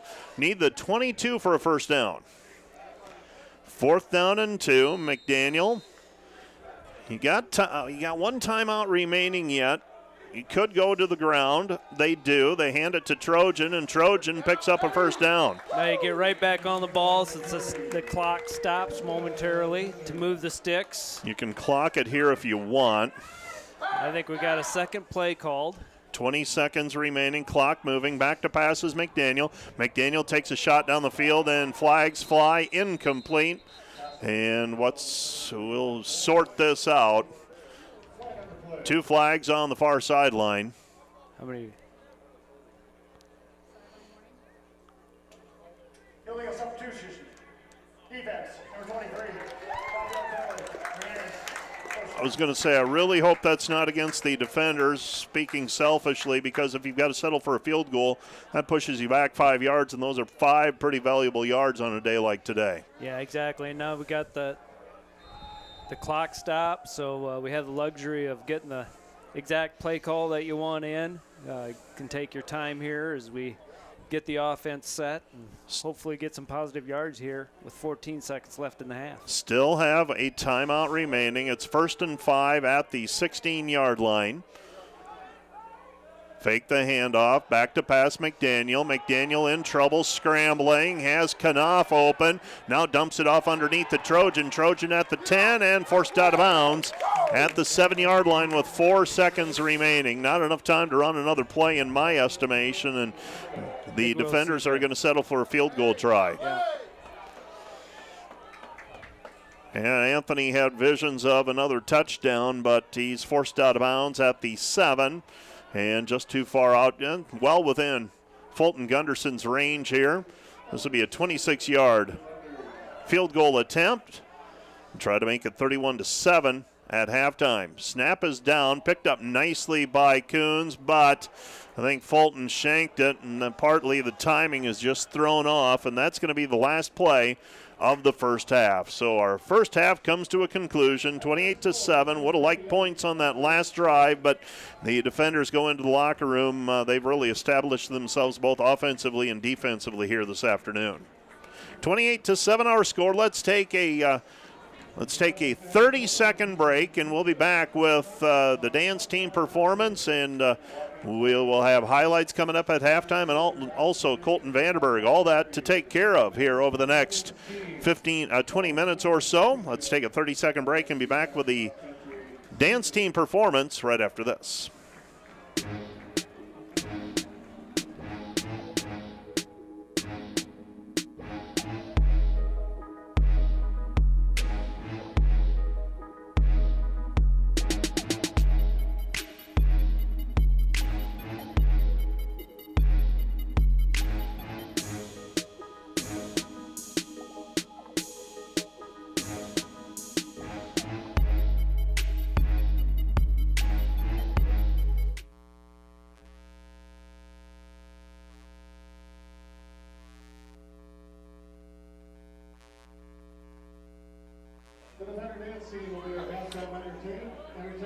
Defender dance team making their way onto the field, and that's what you will see playing in the back on the screen if you're on the Dordt Media Network. And for those of you on KIHK, I believe we have some statistics to talk to you about, and had them moments ago, but they've disappeared, so should be getting a hard copy as well. But in the meantime, we will take a look at the numbers through the first half of this contest where Dordt leads 28-7. We'll talk first of all about the scoring drives for the defenders. Dordt with 4 touchdowns, and they started the scoring on their second possession, and they did it with a long running play that staked themselves to a 7-0 lead. Anthony Trojan went 47 yards for a touchdown, and the defenders led 7-0. Gave up a long kickoff return then to make it 7-7. Brendan Piper then ran 5 yards for a touchdown. That completed, I believe, a 66-yard drive for the defenders with 7:06 left to play in the first quarter. Nick Wellen, a 45-yard touchdown run to make it 21-7. And that was how the first quarter ended. And then not a lot of scoring in the second half, Kyle, but eventually Anthony Trojan, a 1-yard touchdown run. Dordt went up 28-7. A lot of good things, and scored in kept drives going in a variety of ways here this afternoon in the first half. Yeah, really, other than some miscues maybe in the special teams, obviously with the long kickoff return for a touchdown, and Hastings is probably kind of kicking themselves a little bit on their first punt return. Probably should have had a score there, but the defense stepped up after Hastings' returner stepped out of bounds, made a great stop, and really other than that, those special teams play and the one turnover by the Dordt offense, it's been all defenders here this afternoon. And as I pull up the numbers, I don't know that we truly realized how much one-sided it was. Well, 19 first downs for Dordt, 1 for Hastings, 255 yards rushing, -33 for the Broncos. All those sacks count against your rushing total. And passed for 82 yards. Hastings had 31 yards of passing offense. That ends up 337 -2. Yeah, and if you look back and you take away those 3 plays, right? The long punt return, the kick return, and the turnover by the Dordt offense, Hastings has really not sustained anything. Like you mentioned, just 1 first down by their offensive unit. Both sides of the ball, the defenders just playing outstanding this afternoon. Complementary football, right? The defense doing a great job. just not allowing Hastings to get anything going. And Dordt's offense has been dominant here, especially in the run game against what everyone presumed would be the Hastings strength, and that was against the run. And we talked about it yesterday when you and I spoke briefly, was if Dort's able to run it, that's going to be a really good thing. And many teams, I should say, have challenged Hastings through the air, and we anticipated probably having to do more of that. But that has not proven to be the case here this afternoon. Right. Just throwing enough to keep them kind of on their heels, keep them a little bit honest, because McDaniel's been pretty efficient in the past game. They've made some nice plays, large with a long catch. I'm just thinking of a couple of them. Bolden on a reception here as we were going to the south here in the second quarter. Just some really important pass plays to kind of keep that defense honest. And hey, let's give credit where credit's due. Offensive line for the defender just playing outstanding football, just creating some seams, dominating up front. Really a defensive line that so far this season has been really, really good. And this Dordt offensive line is taking it to them. Why don't we, back at the truck, let's go to our highlights. Pull up the highlight package because the Colton Vanderberg interview is about 10 minutes long, so let's go to that highlight package. And I believe this is the first touchdown of the day for the defenders. Trojan being really patient, and he does something he does probably as good as any back I've seen here at Dordt, is using the stiff arm just to keep that secondary defender off of him, getting him into the end zone for the score. That was his 47-yard touchdown run, and then answering right back was the kick return by the Broncos, and that kept him in it. That tied it 7-7, and at that point we went to the break after the Antoine Murphy return, Kyle, and said, this could go either way. I mean, that's a big momentum shift. Yeah, it really was. After it looked like Dordt had it going and they made the play, but Dordt answering right back here with, again, on the ground, inside. Is that Wellen on? That was Piper. Brendan on Piper, that touchdown. Yep. And then this is Wellen on that option where he got running downhill, turned it inside at the numbers on the far sideline, and then just outran the defense. And Trojan and Wellen, 96 and 91 in terms of yards in the first half for them as I take a look at the numbers. And then Anthony Trojan on senior day bounces to the outside, his second touchdown of the day. He's got 96 yards rushing and 2 TDs. Yeah, and he's just been really patient with both. You watch both of those runs, both of his scoring runs. You know, it's not just a hit the seam, full blast, heading downhill. He's allowing blocks to happen in front of him, being patient, allowing things to happen because he has faith in his offensive linemen and the guys in the secondary, and then he's making the plays once he has a chance. Let's take a 2-minute break. I think we've got a 2-minute break we need to play for Money Concepts on the Dordt Media Network. So let's take a 2-minute break, KIHK and Dordt Media Network, and we'll be back visiting with Colton Vanderberg right after this on the Dordt Media Network and KIHK.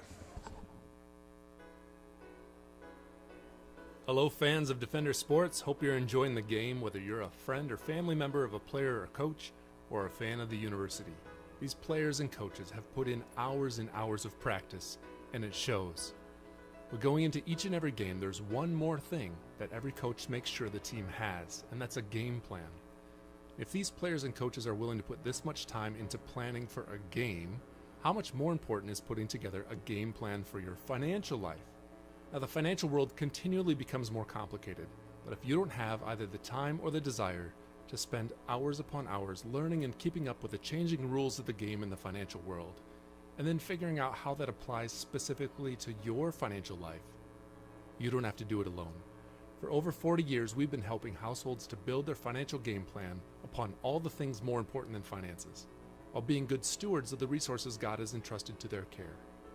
Because there's things in life more important than money. None of them are things.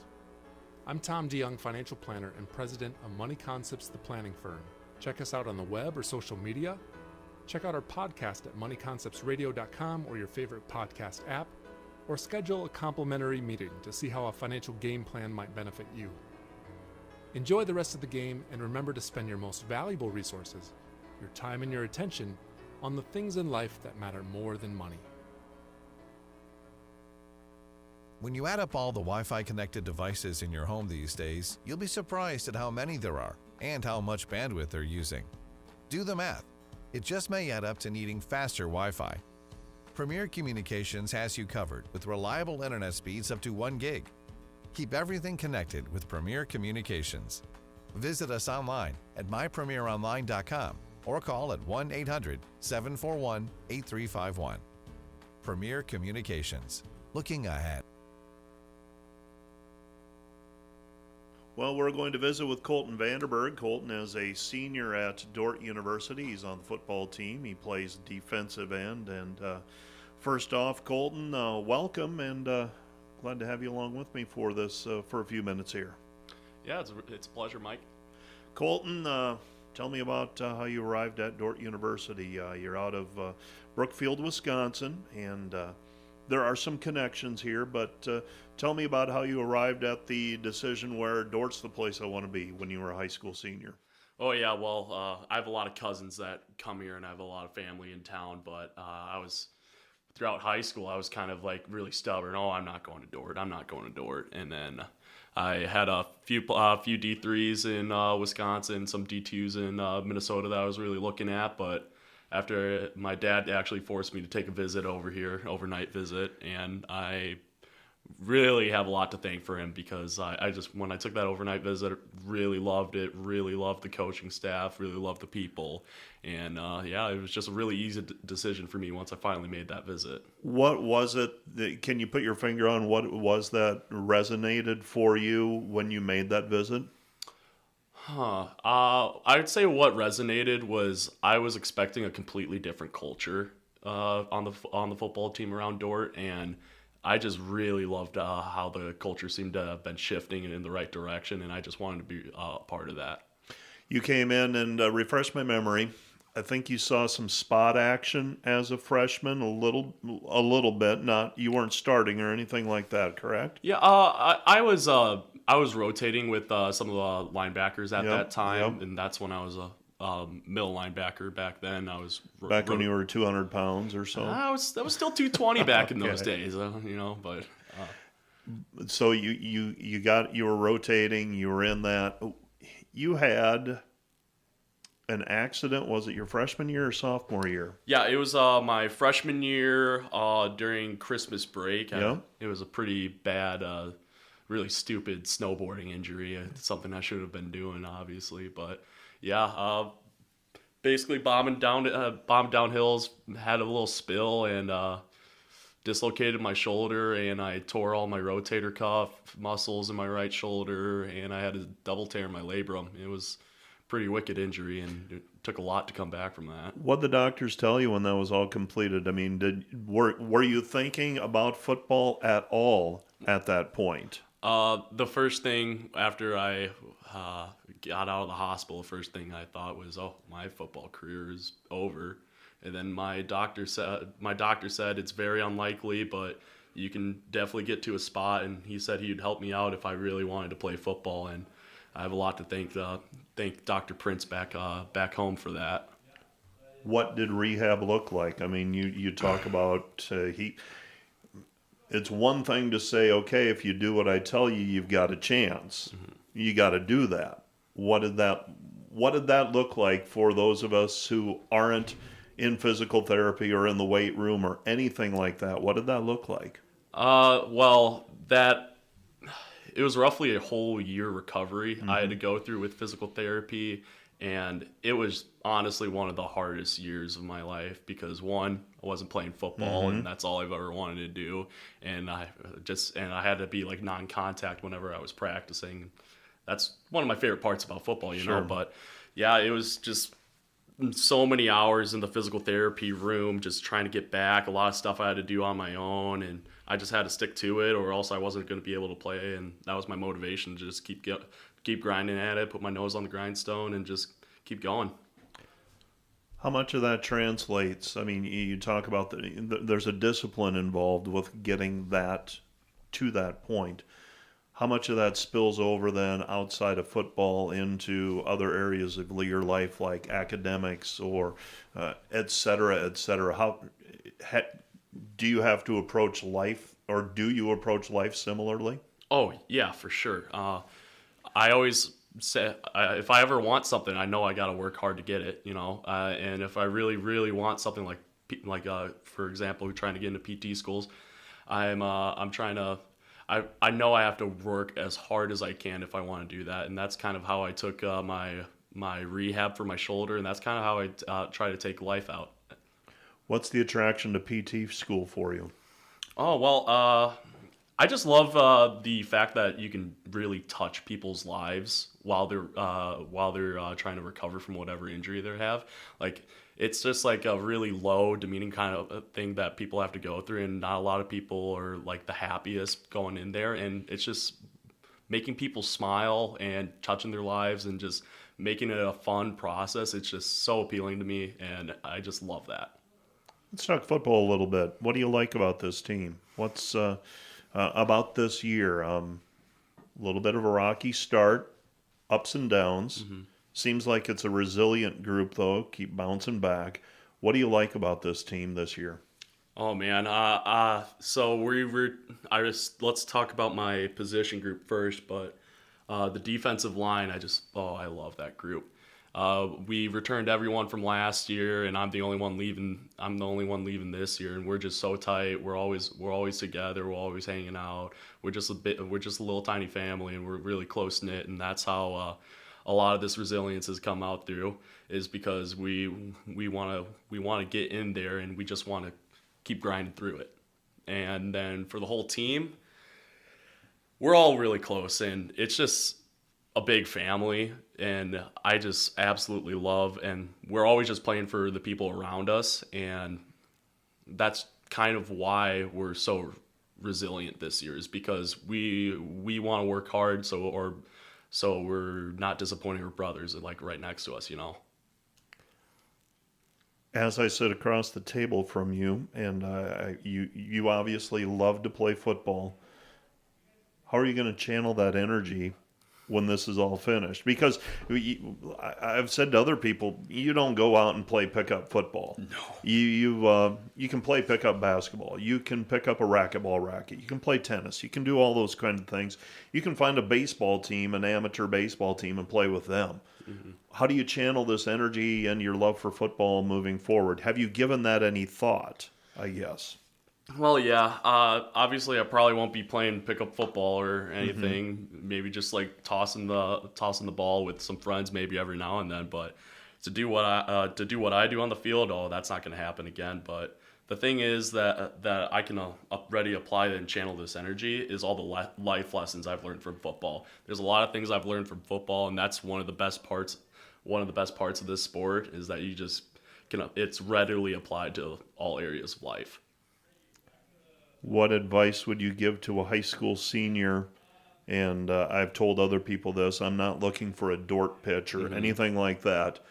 I'm just saying, for a high school senior, what do you wish you knew then as a high school senior that you now know 4.5, 5 years later?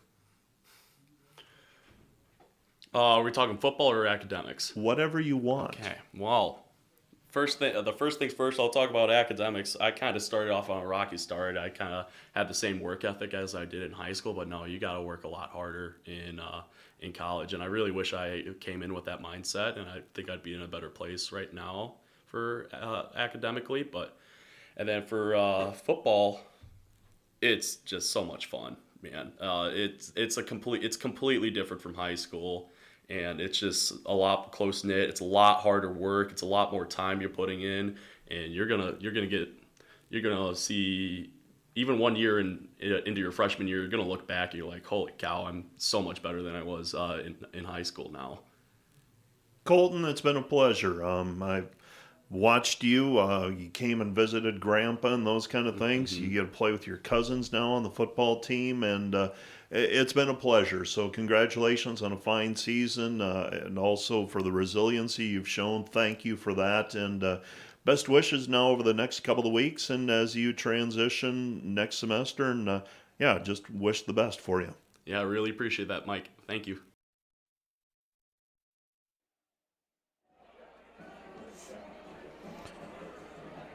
That is Colton Vanderberg on our halftime, and we will get Kyle Mike plugged back in, and we will get set for the second half. And the Dordt defenders with a 28-7 lead. Sorry about that, listeners.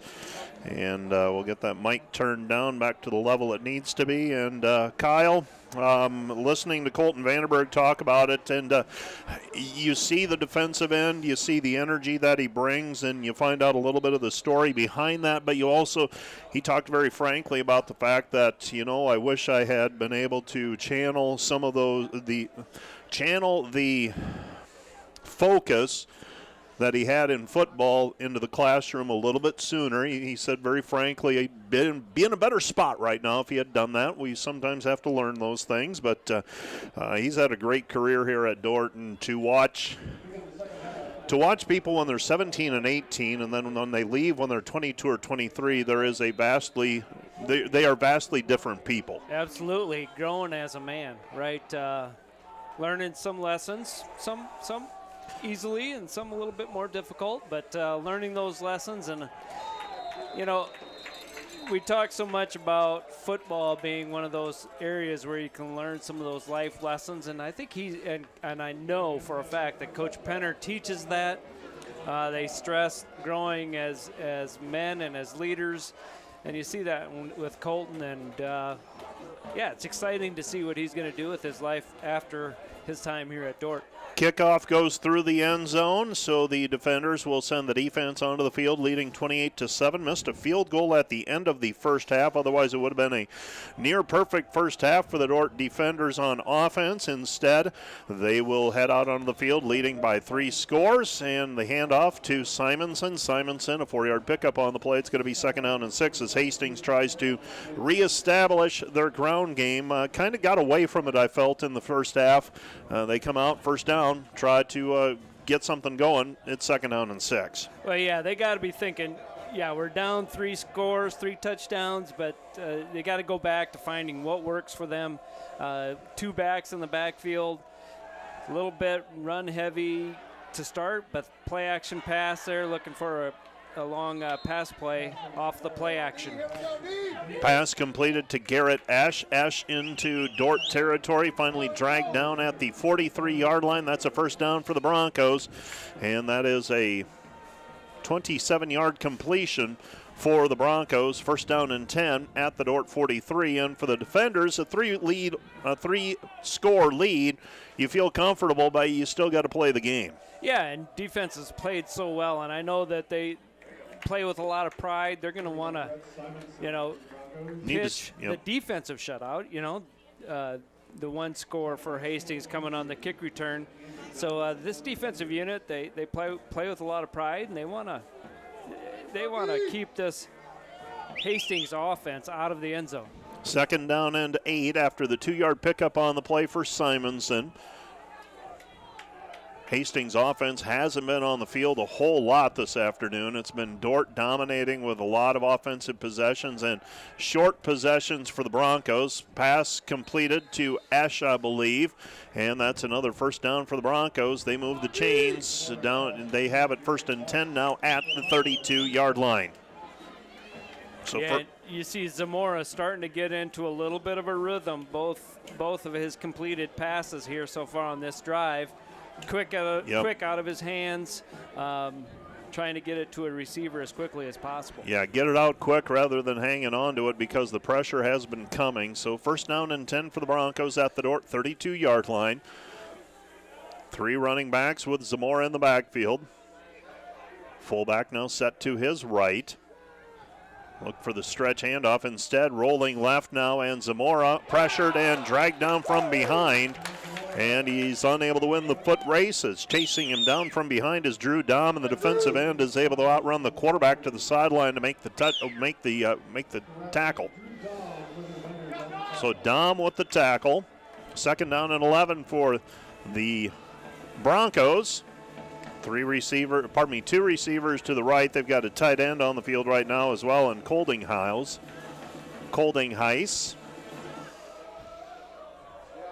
Second down and 11. Clock continuing to roll. Third quarter. Zamora hands it off Simonson. Simonson the ball carrier, and Simonson finished off at the 30-yard line. Bryce Christian on the tackle. That's going to set up third down and 8. 3rd and 8 for the Broncos. 4-down territory here at the Dordt 30, I would imagine. Hastings with their first possession of the second half. 3rd down and 8 at the 30. Zamora has Simonson in the backfield with him. Fakes the handoff to Simonson, looking over the top. Now flush from the pocket. He's going to try to run, and he is hit hard. Didn't give himself up, and he is knocked down at the 24-yard line. I admire the tenacity, but you are leaving yourself set up for a lot of trouble staying upright at the 25-yard line right in the middle of the field. Yeah, and you can see here so far this drive, Hastings changing up their personnel, going with 2 tight ends, 1 back, and only 2 receivers, keeping those tight ends in for protection just to give Zamora a little bit more time. Handoff Simonson. He's got the first down to the 20-yard line, so the Dordt defense unable to get off of the field. Hastings converts first down. It'll be first down and 10 now at the 20 for the Broncos, trailing 28-7. 28-7 our score. As you said, Kyle, giving up fewer wide receivers on the field, protecting the quarterback, trying to establish the run. Yep, and that having the 2 tight ends said, it is a better run offense out of the 1 backfield. Now they're switching it up. In this particular play, got a 3rd receiver in the ball game. First down and 10 at the 20-yard line. Broncos starting the half with the ball, received the kickoff, and started at their own 25-yard line. Simonson slogs forward for about 3 yards on the play. It's going to be 2nd down and 7. 2nd and 7 at the 17-yard line. They need the 10-yard line for a first down. Zamora trying to engineer the first scoring drive of the day for the Broncos. Their lone score coming on a kick return back in the first quarter. Handoff Simonson. Simonson. Short gain on the play. Picks up maybe 3. It's going to be 3rd down and 4. 3rd and 4 for the Broncos inside the 15. Well within the range now of Jason Bockel. Sure they're thinking end zone rather than settling for a field goal at this point. Trailing by 21 with nearly 6 minutes gone here in the second half. So the Broncos with the football, man in motion left to right. Inside handoff Simonson. Simonson, the ball carrier. Simonson short of the first down by a couple of yards. It's down to the 12-yard line, and that'll bring decision time for the Broncos. Don't see any movement on the sideline yet. And Coach Franzen now, it appears, will send the kick team onto the field. So they'll settle for a field goal try here. You're nodding your head. I'm a little bit surprised by it, Mike. I know Coach Franzen wants to get some points out of this drive, but being down by 3 touchdowns with a fairly lengthy drive, it kind of surprised me, especially since they're in a 4th and 2 and not in a 4th and longer type of situation. Bockel on to attempt a 29-yard field goal, and it's blocked. Blocked by the defenders, and it is loose. Oh, Mike, this will be interesting because Dordt had possession of the ball, tried to pitch it, and Hastings ended up with the ball. This could be first down and 10 for Hastings. That's what I'm afraid of. The officials are good. Here's the replay. See, here's that's Hickson had the block. Unless he could have just simply fumbled too. I mean, I don't know that he was trying to pitch it. Judging by the replay, I'm not so sure it wasn't just simply a fumble. Right. But he definitely had possession. Yep. And so this is going to be first down for Hastings. So the defenders will send the defense back onto the field. During the return, illegal forward pass against Dordt, number 24. The ball was intercepted by Hastings. First down, Hastings. Penalty, So, okay, well, 1st and 10 for the Broncos, and that doesn't break the defenders' way, and Hastings catches a break. 8:15 left to go in the third quarter. So the defenders, you come through with a blocked field goal, that's the plus. Now the minus is Hastings maintains possession of it, and I'm guessing my stat crew, I'm hoping they're doing okay in the stat room, because that's a weird one. Yeah, it's just, you got to view it more as a fumble. I know he said illegal forward pass, but it's the nature of how he was trying to get it to a teammate. It's illegal to pitch it forward, so you call it an illegal forward pass, but essentially it ends up being a fumble and ends up in the hands of Hastings. So Allen, the pass completed to Allen, and short gain on the play, but a 5-yard penalty against the defenders offsides, and it'll be 1st down and 5 yards to go. 1st down and 5 yards to go. Broncos with it at the 15-yard line. And the Broncos deep in Dordt territory. Handoff, Simonson stumbles in. He tripped over his blocker, Ren Allen. Loses 2 on the play. It's going to be 2nd down and 7. Yeah, just a good push by the defensive front, getting that blocker into the backfield and nowhere for the running back to go, and trips him up, and a little bit of a loss on the play. 2nd down and 7. And the defenders with John Zamora at quarterback for the Broncos. Dordt trying to come up with a defensive stop here. 2nd down and 7 for the Broncos. Zamora, and he designed run play, and he is dropped for a loss on the play. And that tackle made by Ian McDonald, and that's going to bring up 3rd down and 9 for the Broncos at their own 19-yard line. So they've lost some yardage after facing 1st down and 5. So 3rd down and 9. 3rd and 9 for the Broncos at their own, at the Dordt 19-yard line. 3 receivers to the right, 2 to the left. So they send the tight ends to the sideline, and back to passes. Zamora tries to get it out quickly, and Zamora underthrows Jayshawn Wright, and that falls incomplete. That'll bring up 4th down and another field goal attempt here for Jason Bockel.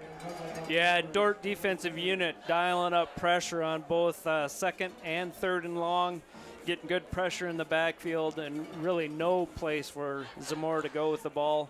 Ends up forcing another field goal attempt. This will be a 36-yard field goal attempt. This would be a new season long for him. Previous long, 35. Snap is down, and it's blocked again by Grant Hickson. Grant Hickson, another block, and Grant Hickson with the recovery. How often do you do that? Block 2 field goals on essentially the same possession. Yeah, it's like that basketball, that post player with the short shot, building up stats with offensive rebounds. Just miss the first one, get the rebound, building their stats.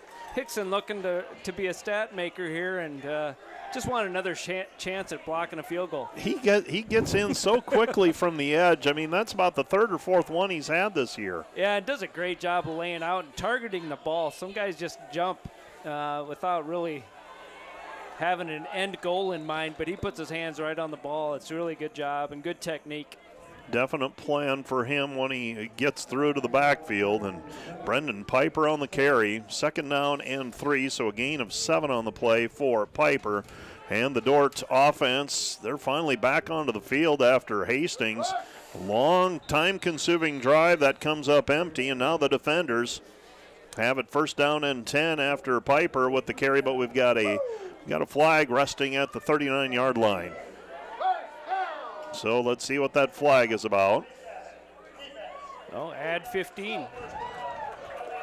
Hastings is they are the least penalized team in the conference this year. Yeah, and today, so far today, other than that play, very clean played football game by both sides. Not a lot of penalties. Had a couple offsides, and that's really been about it. Yeah, exactly. 1st down and 10 for the defenders now at the 45-yard line.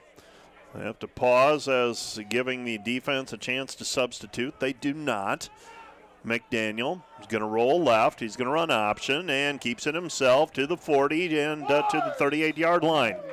Cade McDaniel with a 6-yard pickup on the play, and that's going to bring up 2nd down and 4. 2nd and 4, and boy, for the defenders, things going pretty well for them right now, getting that stop and now moving the football into Hastings territory. They've really got things going their way right now with 5:19 left to go in the third.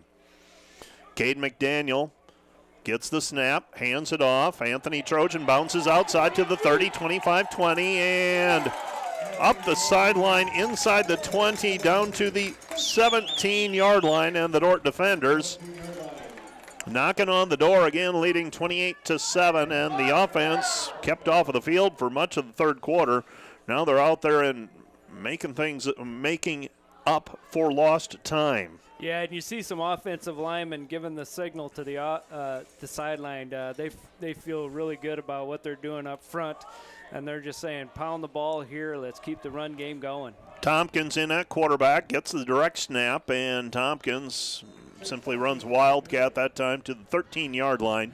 And so Chase Tompkins on the carry. It's going to bring up 2nd down and 6. Yeah, when you're getting 5 yards at a pop like that, even on a good conservative inside run play, you can do that all game long. Tompkins in at quarterback. He has Welland to his left, back to pass, throws it out to the far side, gets it to Bolden. Bolden to the 10, to the 5, diving to the pylon. Did not get in, short of the goal line by, it looks like, a yard. He must have just stepped out of bounds, Mike, because it looked like his body was diving for the pylon. Pylon's down. Over. Yep. Yeah. Well, they're at the 2-yard line, so 1st down and goal to go from the 2. Tompkins, 2 receivers to the left, 1 to the right. Tompkins keeps it himself, dodges in, and reads it right side of the line, a gaping hole. And Tompkins into the end zone, and the Dordt defenders take a 34-7 lead with 3:49 left to play in the third quarter. So the defenders in front, 34-7, pending the point after try. And Fulton Gunderson is on to attempt the point after. Gunderson. Snap is down, kick is up, and the kick is through the uprights. And Fulton Gunderson now 5 for 5 on point after tries.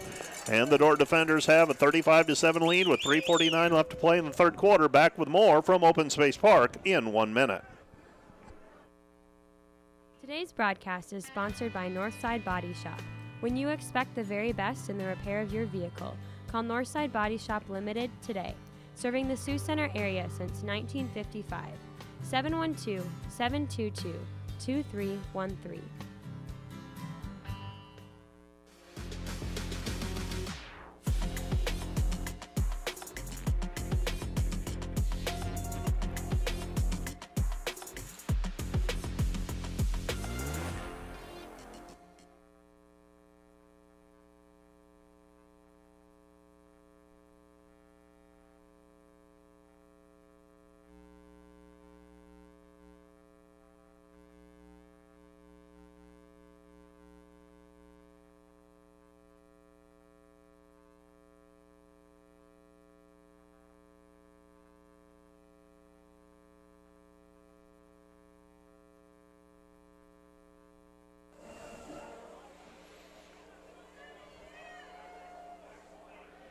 I think that's the first time we've taken the full minute after the touchdown.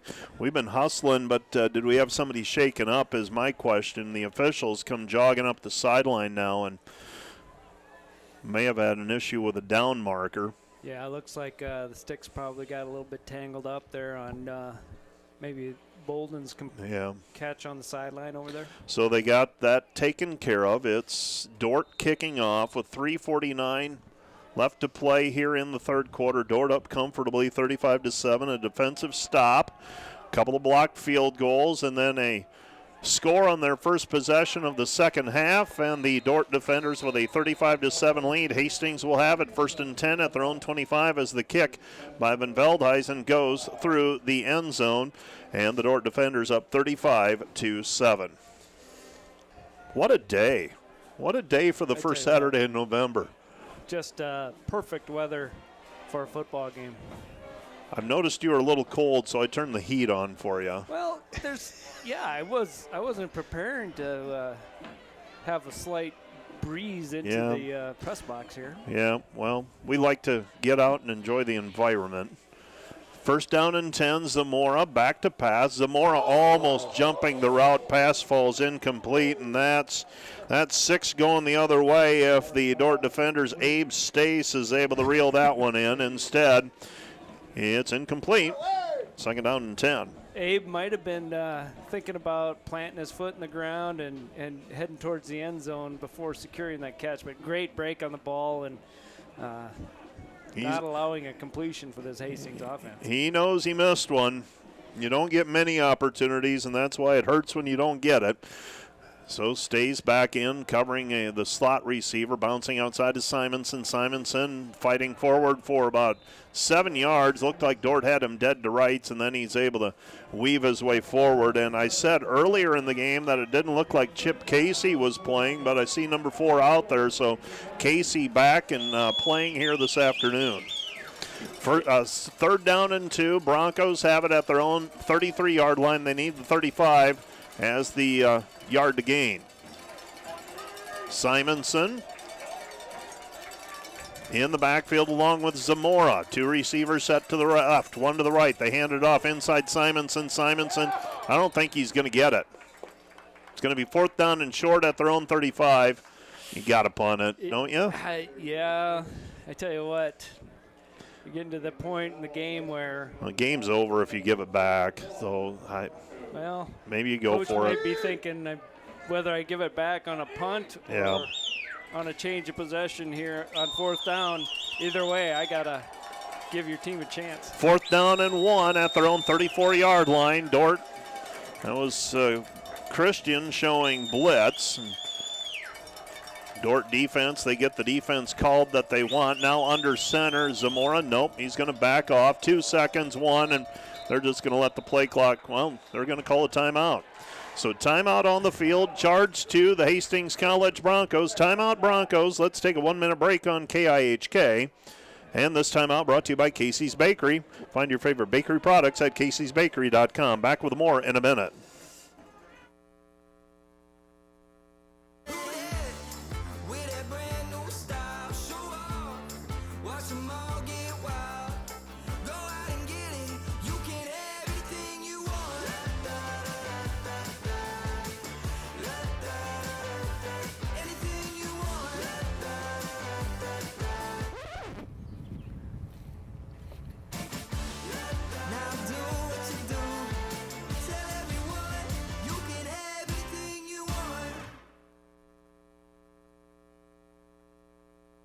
This Dordt Media Network student-produced live stream broadcast is brought to you by Joyner & Zwart Dentistry in Orange City, offering dentures, implants, and dental care for your whole family in a modern and friendly atmosphere.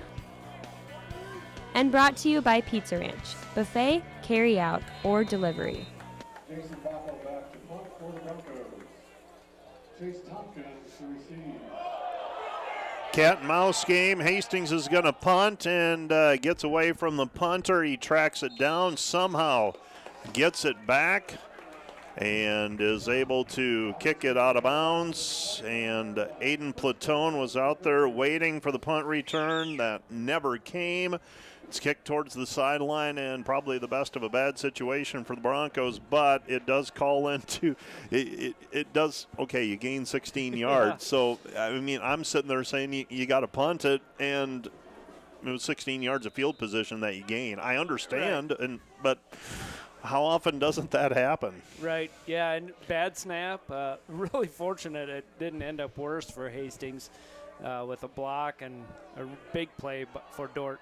McDaniel with the pass intended for Connor Dodd. Dodd goes up with the good hand and tries to bring it in.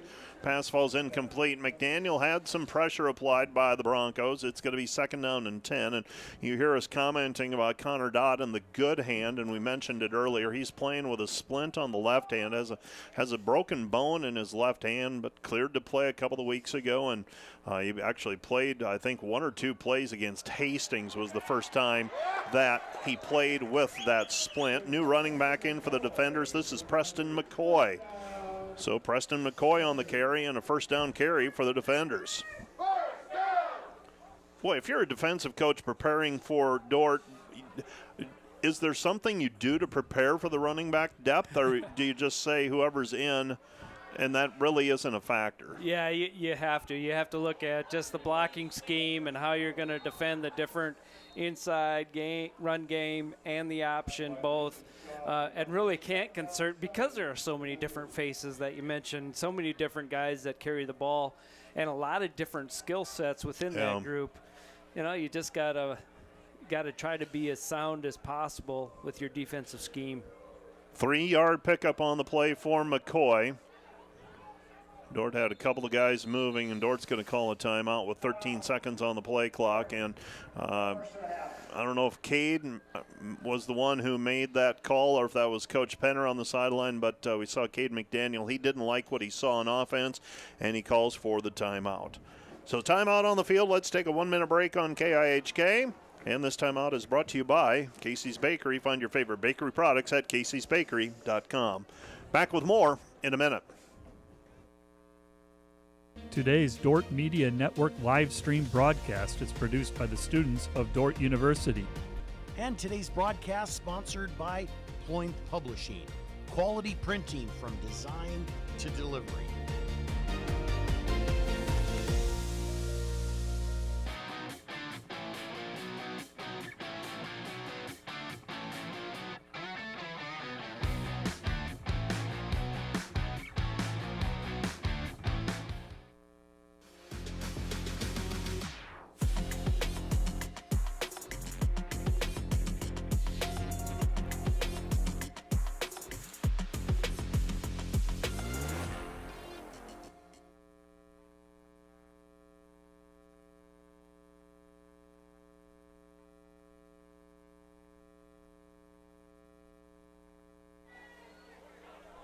Welcome back to Open Space Park. The Dordt defenders leading 35-7. Rolling right is McDaniel. McDaniel looks back left, and he overshoots his intended receiver, Hayden Large. It's going to be 3rd down and long for the defenders. So 35-7, Dordt leading.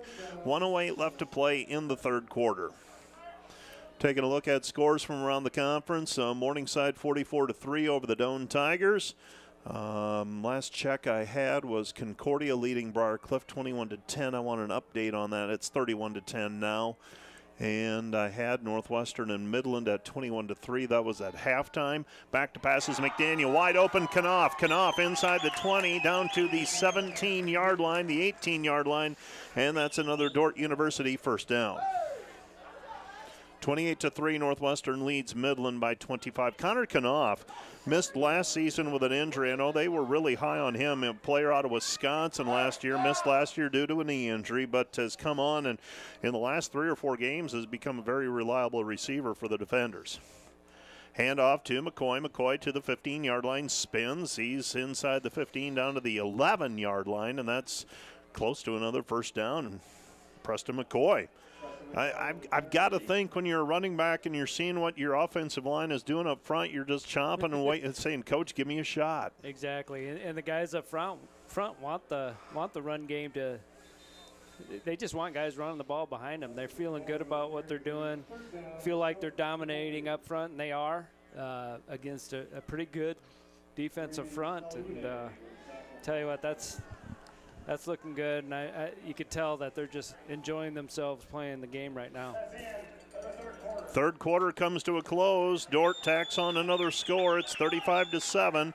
Let's take another 1-minute break on KIHK and the Dordt Media Network, and we'll be back with the 4th quarter of play in 1 minute.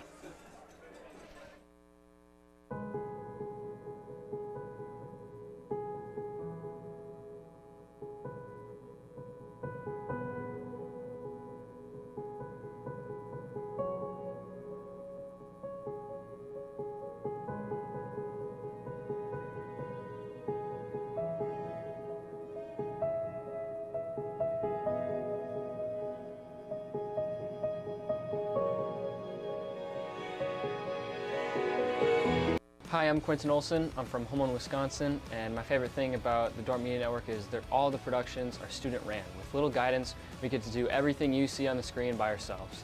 I'd like to shout out my friends and family back home. Thanks for watching the Dordt Media Network. My name is Sean Solano. I'm a junior here at Dordt, and I'm from Managua, Nicaragua. I love working for the Dordt Media Network because the people I get to work with, learning the amazing camera operating system, and being able to watch all the games, especially a great way to spend my Fridays and Saturdays. Thanks for watching the Dordt Media Network.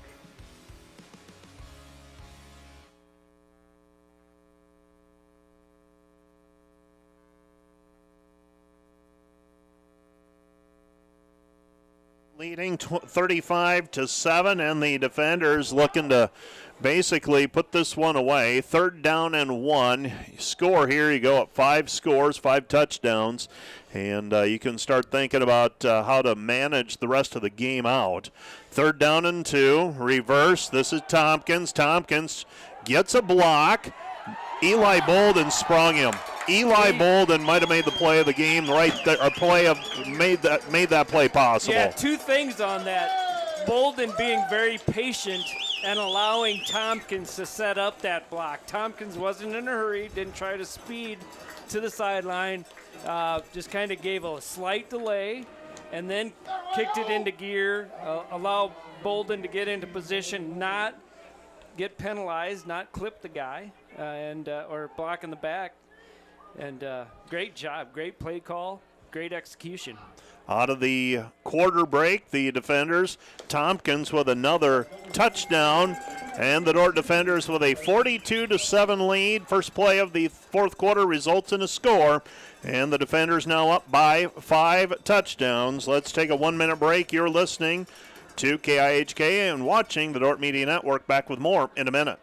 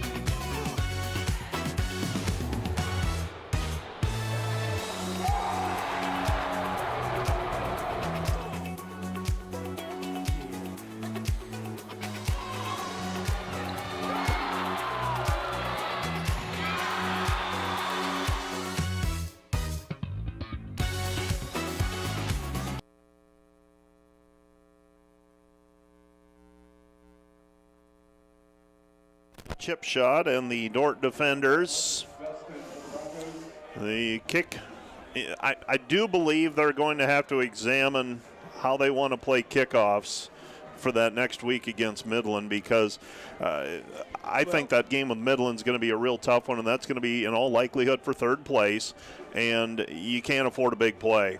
Exactly, and you don't want to you want to force a team like we've done really since that first kickoff return for Hastings. Since then, you're forcing Hastings to earn it against a good defense rather than get a, I don't want to say a cheap one because those are still earned in the special teams, but you just don't want to give up a big play in the special teams. And switching it up with, he hit that one with the pitching wedge earlier with the driver when he had a little wind at his back, but just don't give up those big plays. Pass completed to the far side, short of the first down.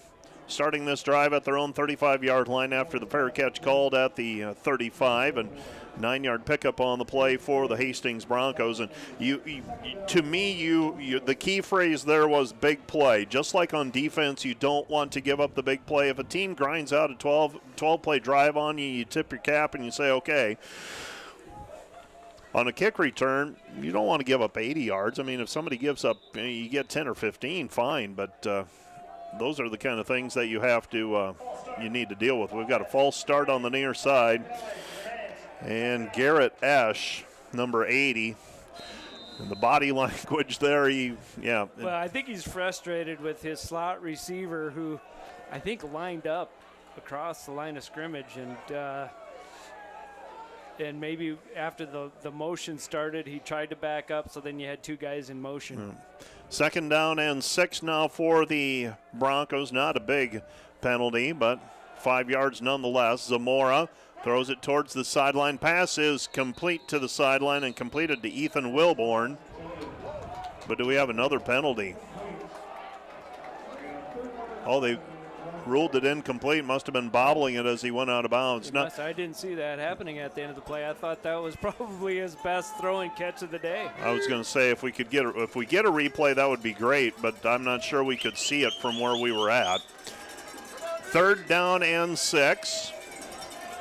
3rd and 6 for the Broncos at their own 39-yard line. Back to pass Zamora. Zamora in trouble, and Zamora goes down, and that's Colton Vanderberg with another quarterback sack for the defenders. Colton Vanderberg with the quarterback sack. That results in a loss of 8 on the play, and he heads to the sideline to celebrate with one of our smaller fans. Might be Joel's son, actually. I tell you what, this defensive unit, they're having a blast. They're just enjoying playing the game today.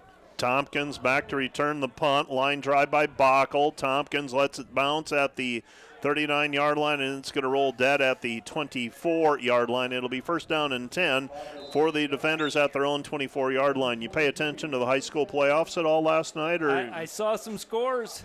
I thought one surprise out of Spirit Lake and Odebolt Arthur, Battle Creek, Ida Grove. Yep. But, I think Spirit Lake got them during the regular season. They did.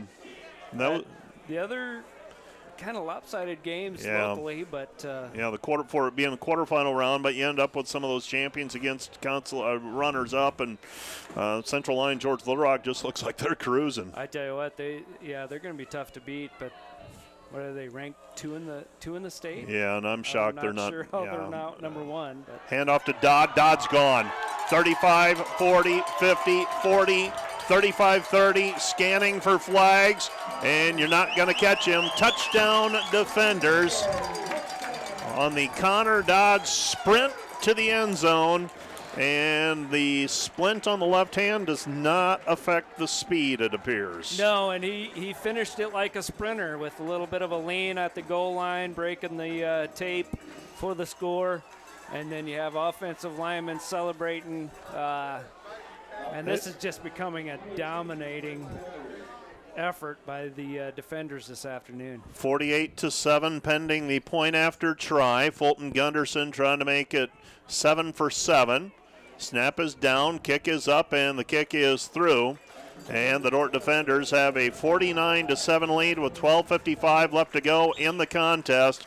And the Hastings radio broadcaster, Mike Will, who's been around a long time, he came in and we visited before, and he said, so the offense figured some things out last week. And I said, well, it's been a work in progress. It really has been.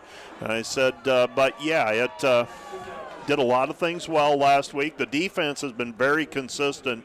But I said, the offense, this is probably a little more what we're used to last week. I said, we'll see if it continues this week or not.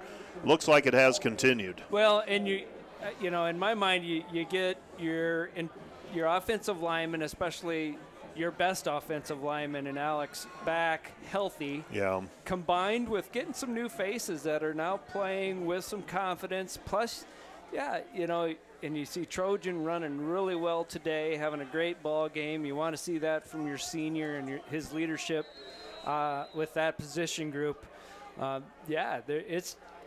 It has come together, and definitely not one-dimensional. Yeah, we are running the ball really well today, but partially because teams have to be honest. They can't overplay the run because they know McDaniel can hurt them in the pass game. Fair catch called for on the kickoff at the 20-yard line, so Hastings will have it at the 25 because of the fair catch called for inside the 25-yard line. The Dordt defenders, 534 yards of offense today, 425 on the ground. I've got Trojan with 117 yards, Dodd 94, Welland 91, Piper 56. McDaniel 30, McCoy 24, and this game there's maybe a possession or two remaining yet for the defenders. Depends who you're going to have out there, but the Broncos starting on the ground. 2nd down and 5. It's a 5-yard pickup on the play. 2nd down and 5 on the carry by Simonson. Yeah, and you almost see a Hastings team that I don't want to say that they've conceded this, but in some respects, if you're running the ball on a 1st and 10 after giving up another long touchdown run, they know they need to burn some clock and just get out of here without being this game becoming even more lopsided. And things get no easier for them. Handoff to Simonson. Simonson up the middle, and I believe that's Doug Walls. Doug Walls on the tackle. It's 3rd down and 2. Things get no easier for Hastings next week. It's a home game, but they're facing Northwestern next week. So right now, looks like it looks like Northwestern in a pretty good position against Midland, and it's going to be for Dordt a big game next week at Midland. Yeah, essentially becomes the game for 3rd place in the league, correct? Yeah, that's the way I have it penciled out, that it might end up being a tie. I'd have to look a little closer at the schedule. The screen pass to Simonson. Simonson out to near midfield, and that is a 1st down for the Broncos. I take a look at the standings. You got Morningside 8-0. Midland's going to take a loss today. They're going to go to 7-2. Hastings is going to fall to 6-3 in all likelihood. So Dordt playing to tie Midland in effect, but you want the head-to-head. Then you get the head-to-head. Head-to-head with the winner. At least in your mind, right. It goes down as a tie, but in your mind, you're the 3rd place team. Absolutely. 1st down and 10 for the Broncos at midfield. 11 minutes remaining here in the 4th quarter. Handoff, and this is Simonson. Simonson, the ball carrier, and Simonson. I don't think anyone other than Zamora and Simonson have had a rush this afternoon. That's Simonson's 18th rush, and he's at 40 yards right now. That's a 2.4 yards per carry average. Zamora facing 2nd down and 4. 10.5 left to go in the game. Zamora hands it off Simonson. Simonson straight up the middle. I think we got a flag on the play. Got a flag right? as well, yep.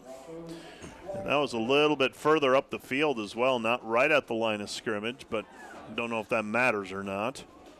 Offside. Defense, number 51, 5-yard penalty.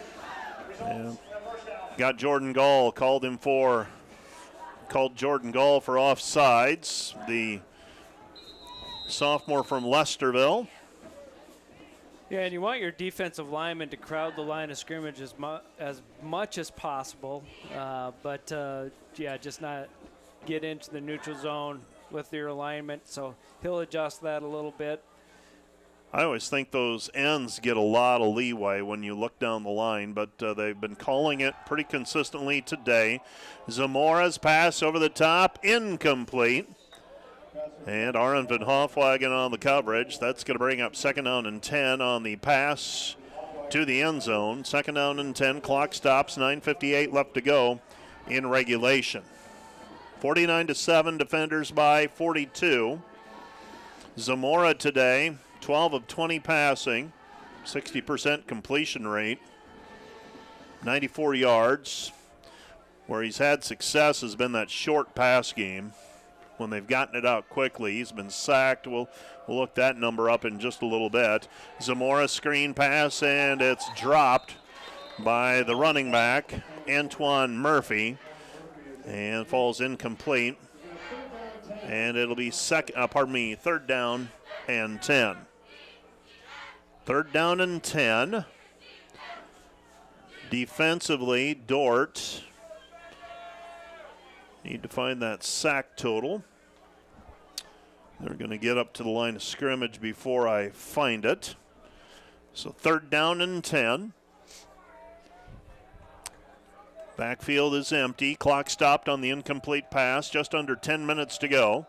Back to pass is Zamora. Zamora under pressure, and he's hit as he throws it. Incomplete. Intended to the sideline for Will Austin. That brings up 4th down and 10. Pressure applied by Abe Stace. Yeah, and Dordt dialing up some pressure on some of those 3rd and long situations. And, Zamora just can't get comfortable in the pocket. You mentioned it, where he's had some success completing balls is when the ball's out of his hands quick. But anytime he has to drop back and allow the pass routes to develop a little bit more, the Dordt defensive unit is in the backfield. 4th down and 10. They elect to punt. Fair catch called for by Platone at the 13-yard line. And it's going to be 1st down and 10 for the defenders. And I finally got the answer to my question. Took me just a little while. 6 sacks for the defenders so far today. And Wieringa and Vanderberg each with a sack and a half.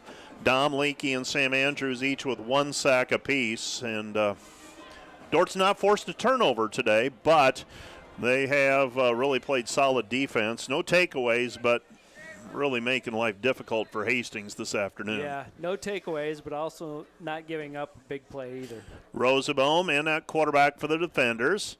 Handoff to McCoy, and McCoy, short gain on the play, picks up 3. So Brent, and that is Preston McCoy. It's going to be 2nd down and 6. Watched for a little while West Sioux and Western last night.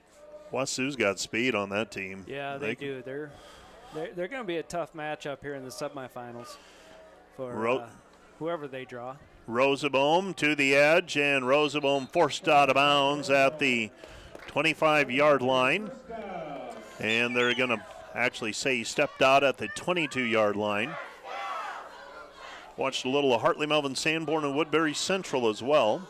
That's the crazy thing is now you can watch How that. did that one end? I don't know. It was a 1-point game, and I thought, I'll come back to it. And by the time it was in, I never looked up the score this morning. So well, and HMS now coached by Jay Eilers. I coached Jay way back in the 90s at Northwest Missouri State. Back in the dark ages. Dark ages. Rosenbaum the carry, and Rosenbaum picks up 11 yards on the play. It'll be a 1st down for the defenders. So Zach Rosenbaum, he's gotten some valuable experience this year as well at quarterback, the freshman from Sioux Center. 1st down and 10 for the defenders at their own 32-yard line. 8:18 remaining here in the ball game. Well, and Mike, just the advantage of having a big lead and being able to get Rosenbaum on the field, and he's given some really important in-game minutes, where it's been highly contested and doing some good things. And I think we have some new guys in the offensive line right now, getting some valuable experience. Those are all things that are going to carry over into next year. And, yeah, even going into next week, knowing that your number 2 quarterback doing some good things and being efficient in the run game. He can at least be comfortable if he has to come into the game. And Rosenbaum, this is a gain of 6 on that play, and Dordt slowing it down here, not rushing. 10 seconds remaining on the play clock. 7:20 on the game clock. Dordt leading 49-7. Rosenbaum, handoff, McCoy. McCoy runs over a tackler, and he's got a 1st down out to the 46-yard line, and Preston McCoy getting some carries here and doing very effective. That right side of the line, I believe that's Patrick Tovar over there and Dalton Moore. So Tovar and Moore. And actually might be Zach Riley in there. Looks like 52 rather than 62. I didn't think it had Patrick's flowing hair. And snap over the head of Rosenbaum. And Rosenbaum covers it up, and that's going to be a loss on the play of over 10 yards. So that's going to be a loss of 14, actually, and that's going to bring up 2nd down and 24. So now the defenders way behind the sticks. You need the line of scrimmage right now, their own 33-yard line. You need the Hastings 43-yard line for a 1st down. 6:15 remaining in regulation. The defenders were 3-3 at one point this season. Rosenbaum runs option, fakes the pitch, keeps it himself, and he's brought down at the 42-yard line. Gets about 8 yards back on the play. It's going to be third down. Third down, and around the conference, Morningside, they're all over Doane now, 58-3. And Concordia and Briarcliff, that one hasn't tightened up much, if at all. 31-10 is the last score there. Third down and 15 yards. Pitch to Piper. Piper running out of room, and he struggles to get back to the line of scrimmage, and that's it. It's going to be fourth down, and Blade Coons will be on to punt with 5 minutes remaining in regulation. Dordt leading 49-7. 49-7. Dordt leading. And I believe we have a different punter as well, so Blade not punting. On the punt for the defenders, Logan Rasavi in to punt. And he gets it away. A line drive kick, fielded at the 30-yard line to the 35, and he's actually going to backpedal and end up at the 33-yard line.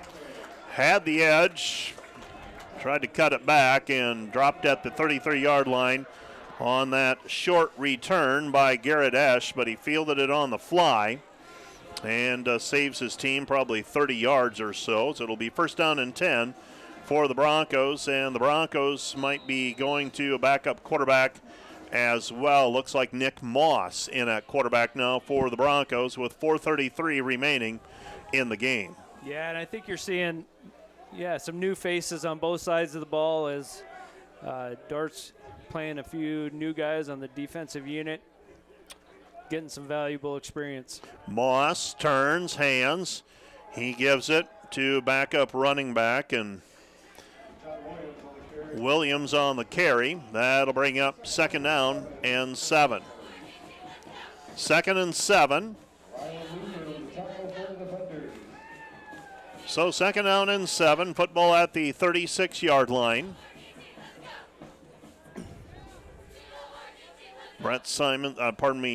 Moss in at quarterback, number 18. He hands it off, and Williams the carry again, and not much there for Williams. Coming up to make the tackle for the defenders. I believe that was Matthew Bumgars on the tackle, the cornerback over on the near side. That brings up third down and 7. Third and 7. Clock continuing to run. We're under 4 minutes to go now. Nick Moss has Williams in the backfield with him. 3 receivers to the right, 1 to the left.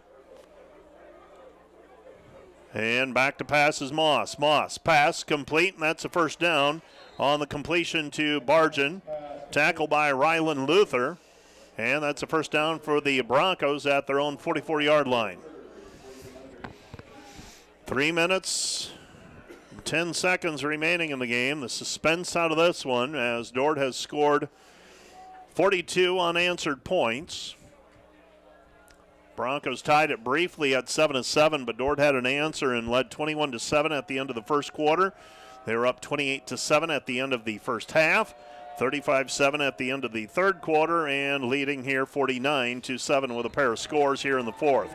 Handoff up the middle, and there's nothing there. Carter on the tackle. So Jonathan Carter with the tackle. That brings up second down and long. Second and long.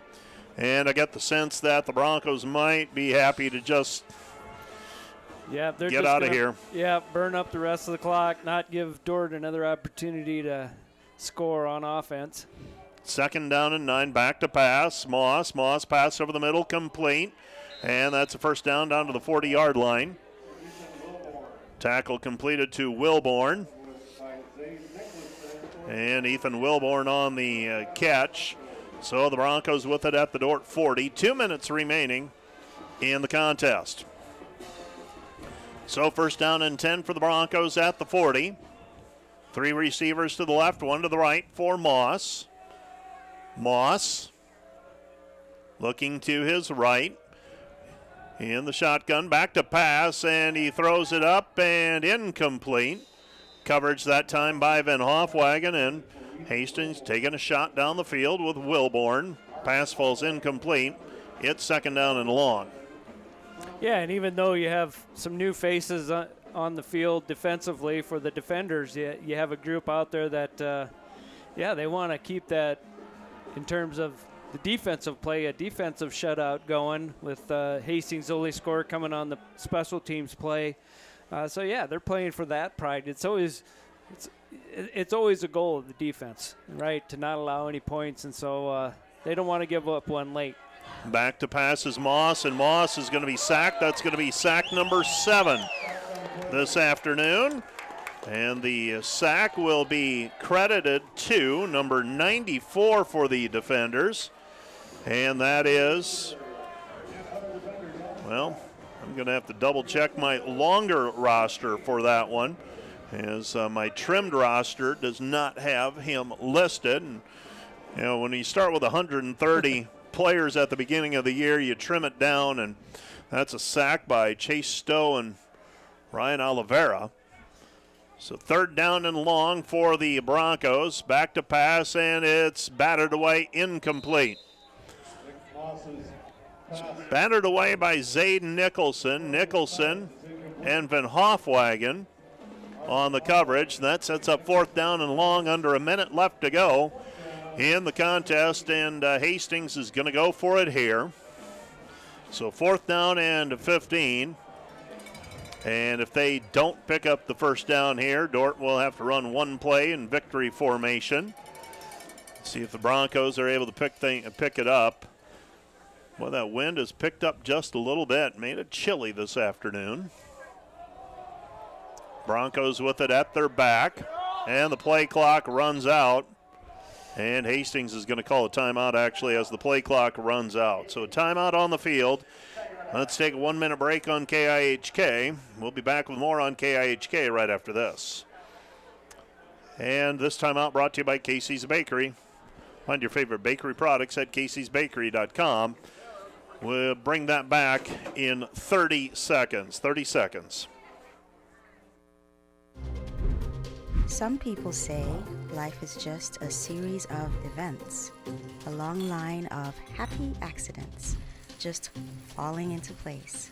But we see it a little differently here at Dordt. We work hard to bring out the best in you. We push you to strive for the bright future God has planned for you. Now is the time to bring your passion to life here at Dordt. Be part of something special.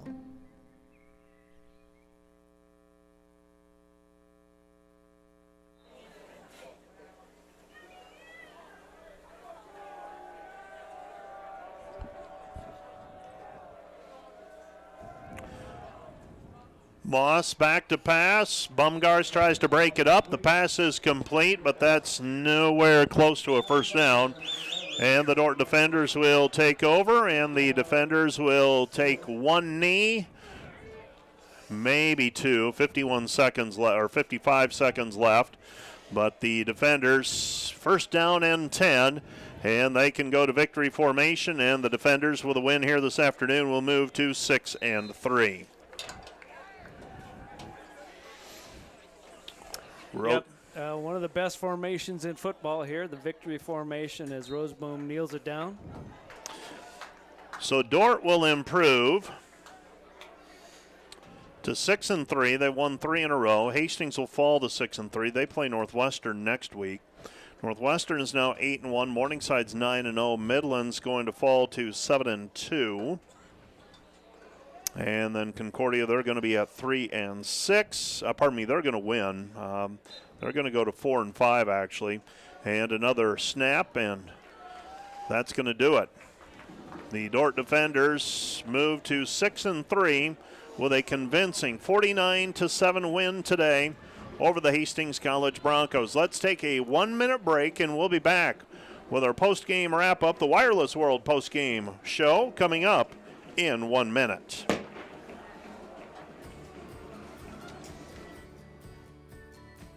Here at Dordt University, we have tremendous support from the local community and from Defender Nation across the country. The Defender Gold Club is a byproduct of that support and enables our student athletes to perform at the highest level.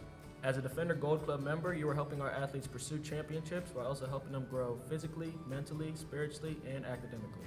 The Defender Gold Club supports the university's mission by equipping student athletes to strive for excellence in all areas of life while having a transforming experience in athletics. Join us in supporting the growth of our student athletes through joining the Gold Club and making a gift that supports scholarships, team trips, or facility enhancements. We invite Defender Nation to support our athletes and become a Defender Gold Club member. Partner with us in supporting all sports or sport of your choice. Your support makes a difference. Join the Defender Gold Club today. People like you help us believe in a bold future for Dordt University athletics. Thank you, and go Defenders. Go Defenders!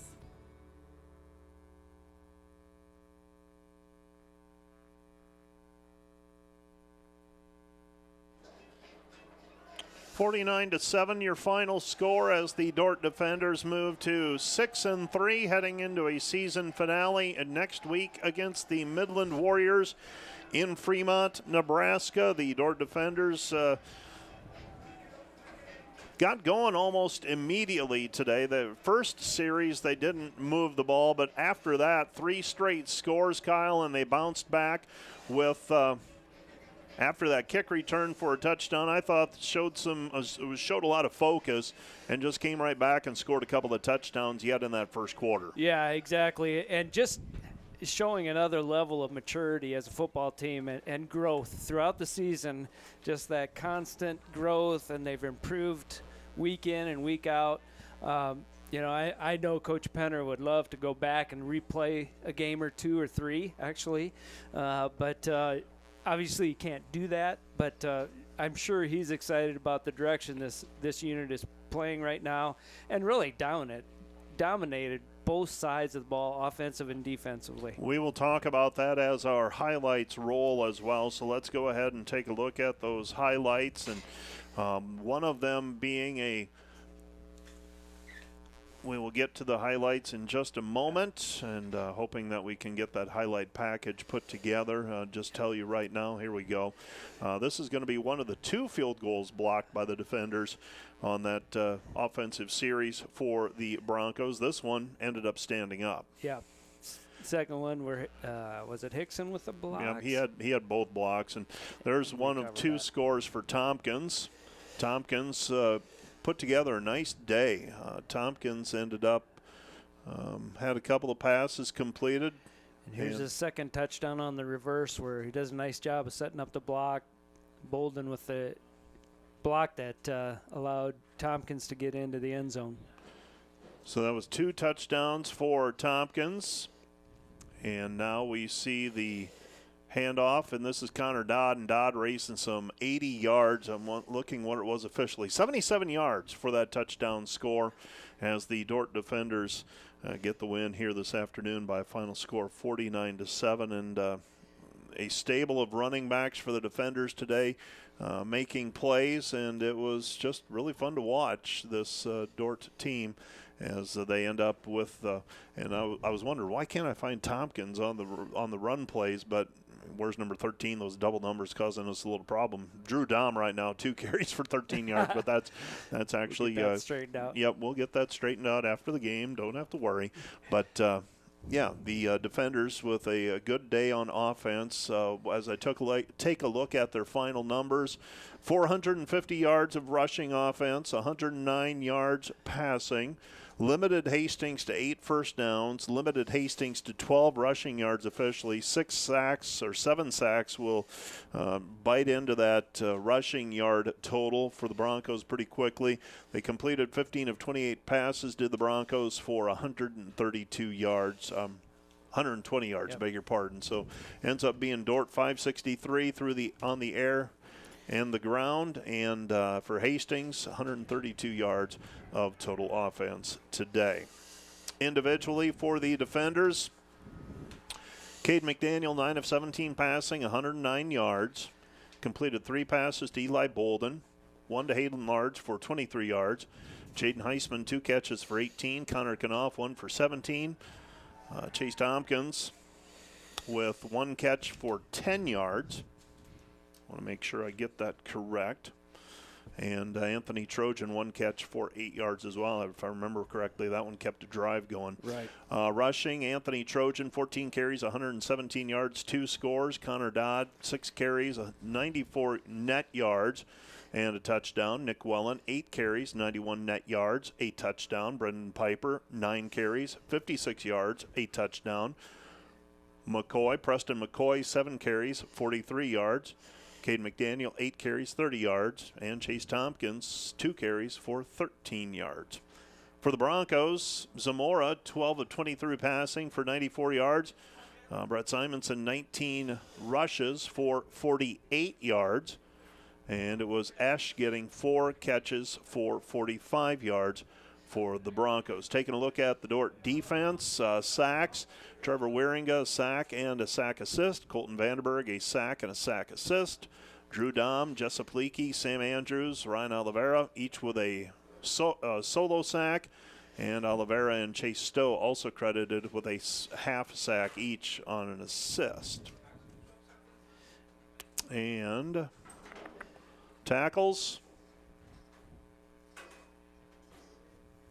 Christian ended up with 3 solo and 5 assisted stops. Ian McDonald, 6 solos and 1 assist. Abe Stace, 5 solos, 1 assist, and also had a couple of pass breakups. So the defenders with a 49-7 win, and I don't know much more to add to this one other than there was a lot of trepidation going into this contest in terms of Hastings had pretty good stats, it looked like. Good rush defense. What would you do if they were able to shut down the Dordt rushing game?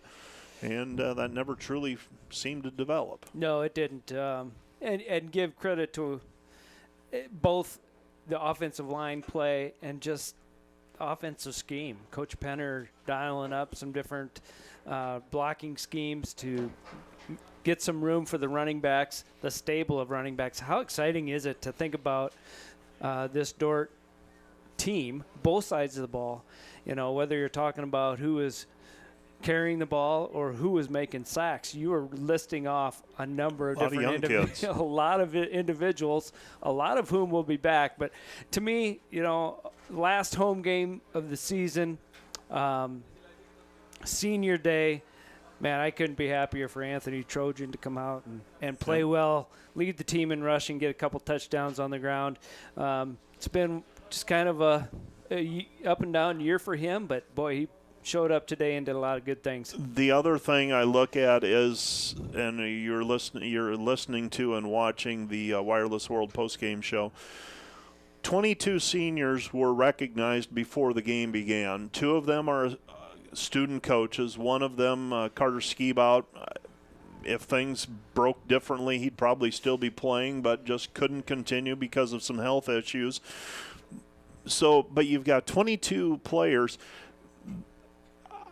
that have been here for 4 or 5 years. That we think that's normal because that's what we see. And that is not normal in the world of NAIA football. It just isn't. It's what we're getting used to here at Dordt University, right? Under the Penner regime here, this coaching staff with Joel Penner leading the charge, they do a great job of recruiting, and so it's not a team that's dominated by one class in particular. He's got good depth at every age level.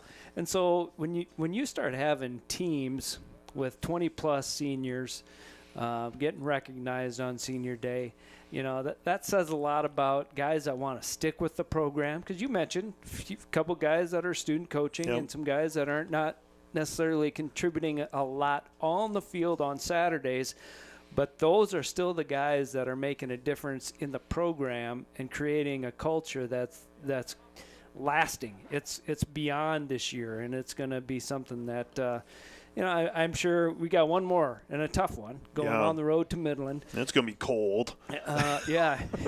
Great press box over there, I hear, though, Mike. Yeah, thanks. Thanks for that reminder. Yeah, you might take your insulated socks. But, but you got to be thinking, we're going to finish this thing off right next week in Fremont, send these seniors off with a win, but also – man, this is just launching you into the off season with a lot of excitement, with the dome going up in a week or 10 days, and facility-wise, and just everything exciting happening at Dordt University, including this team. This team is exciting. A lot of youth, a lot of young guys, some really important upperclassmen returning. It's just a lot to be excited about. Yeah, when we were sitting there at 3-3, and you just are like, either way. Yeah, you look at the schedule and it's like, we got games left that you can lose, and at the end of it all, you could be 5-5, or you could be 4-6, or you could be 6-4, and to be in a position where we got 7-3 as a real possibility. Going to be a challenge next week at Midland, no doubt about it. I mean, those teams have played some great games over the past 5 and 6 years. But to be in this position, I've said to the seniors that have come in for some interviews, I've said I just appreciate the resiliency that at no point was it, let's just get the year over with. I mean, that can settle in really, really easily and quickly. Yeah, and talking to the coaching staff, and they just talk about this team as a whole. You got a group of guys that just love each other, and they're having fun. They've been having fun all season long, and that's I think when you're at that 3-3 point, it's that group that they're just enjoying each other and enjoying working together and working towards that goal.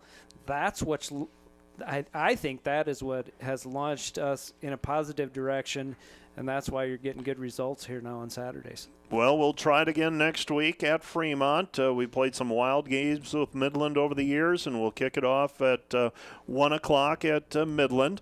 And also coming up this week in terms of broadcast, let's see, Tuesday we've got women's basketball against Bellevue. Note the time change there, 7 o'clock. In terms of broadcasts, we've got a couple of basketball games next Friday at Northwestern in the afternoon with part of that classic. That'll be on KIHK and the Dordt Media Network as well. That's next Friday. So that's what's coming up for this week. And also, once again, congratulations to Nate Wolf and the women's and men's cross-country teams. A pair of dominating performances this morning in Jamestown, North Dakota. I'm guessing that they are probably somewhere around Watertown or so. Right, they're making their way back from the Great White North. But and awesome job by our cross country teams. And the men's soccer team playing on Tuesday night in the GPAC semifinals against a team that they have beat here in Sioux Center. Now they got to go on the road and try to beat Concordia. And boy, if they could get in. If they could get into the GPAC finals with that men's soccer team, team that was picked to finish 10th in the league, they finished 3rd in the overall standings. So some exciting things happening yet this fall as we transition and we go through crossover season. But it's been a fun home season. We close the book on that, and we wrap up the fall season in all likelihood this coming week with a couple of sports. And it's been a great fall thus far. You bet. Well, thanks for having me up here again this year, Mike. I've enjoyed it. Obviously, I love watching this Defender football team do work on the field, but it's just great to be part of it and be up here with you and enjoying some good football on Saturday afternoons. And, looking forward to the off season, looking ahead to 2023. We'll be here before we know it. Yep. You'd be amazed how many people say, man, we really enjoy listening to Kyle. They never say it to me. That's because I guarantee.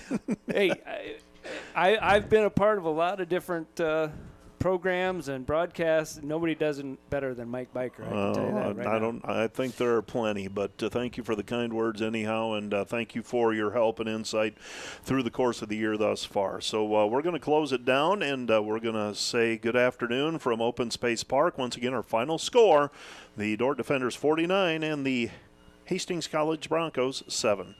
For all of the good folks on the Dordt Media Network and at KIHK, good afternoon.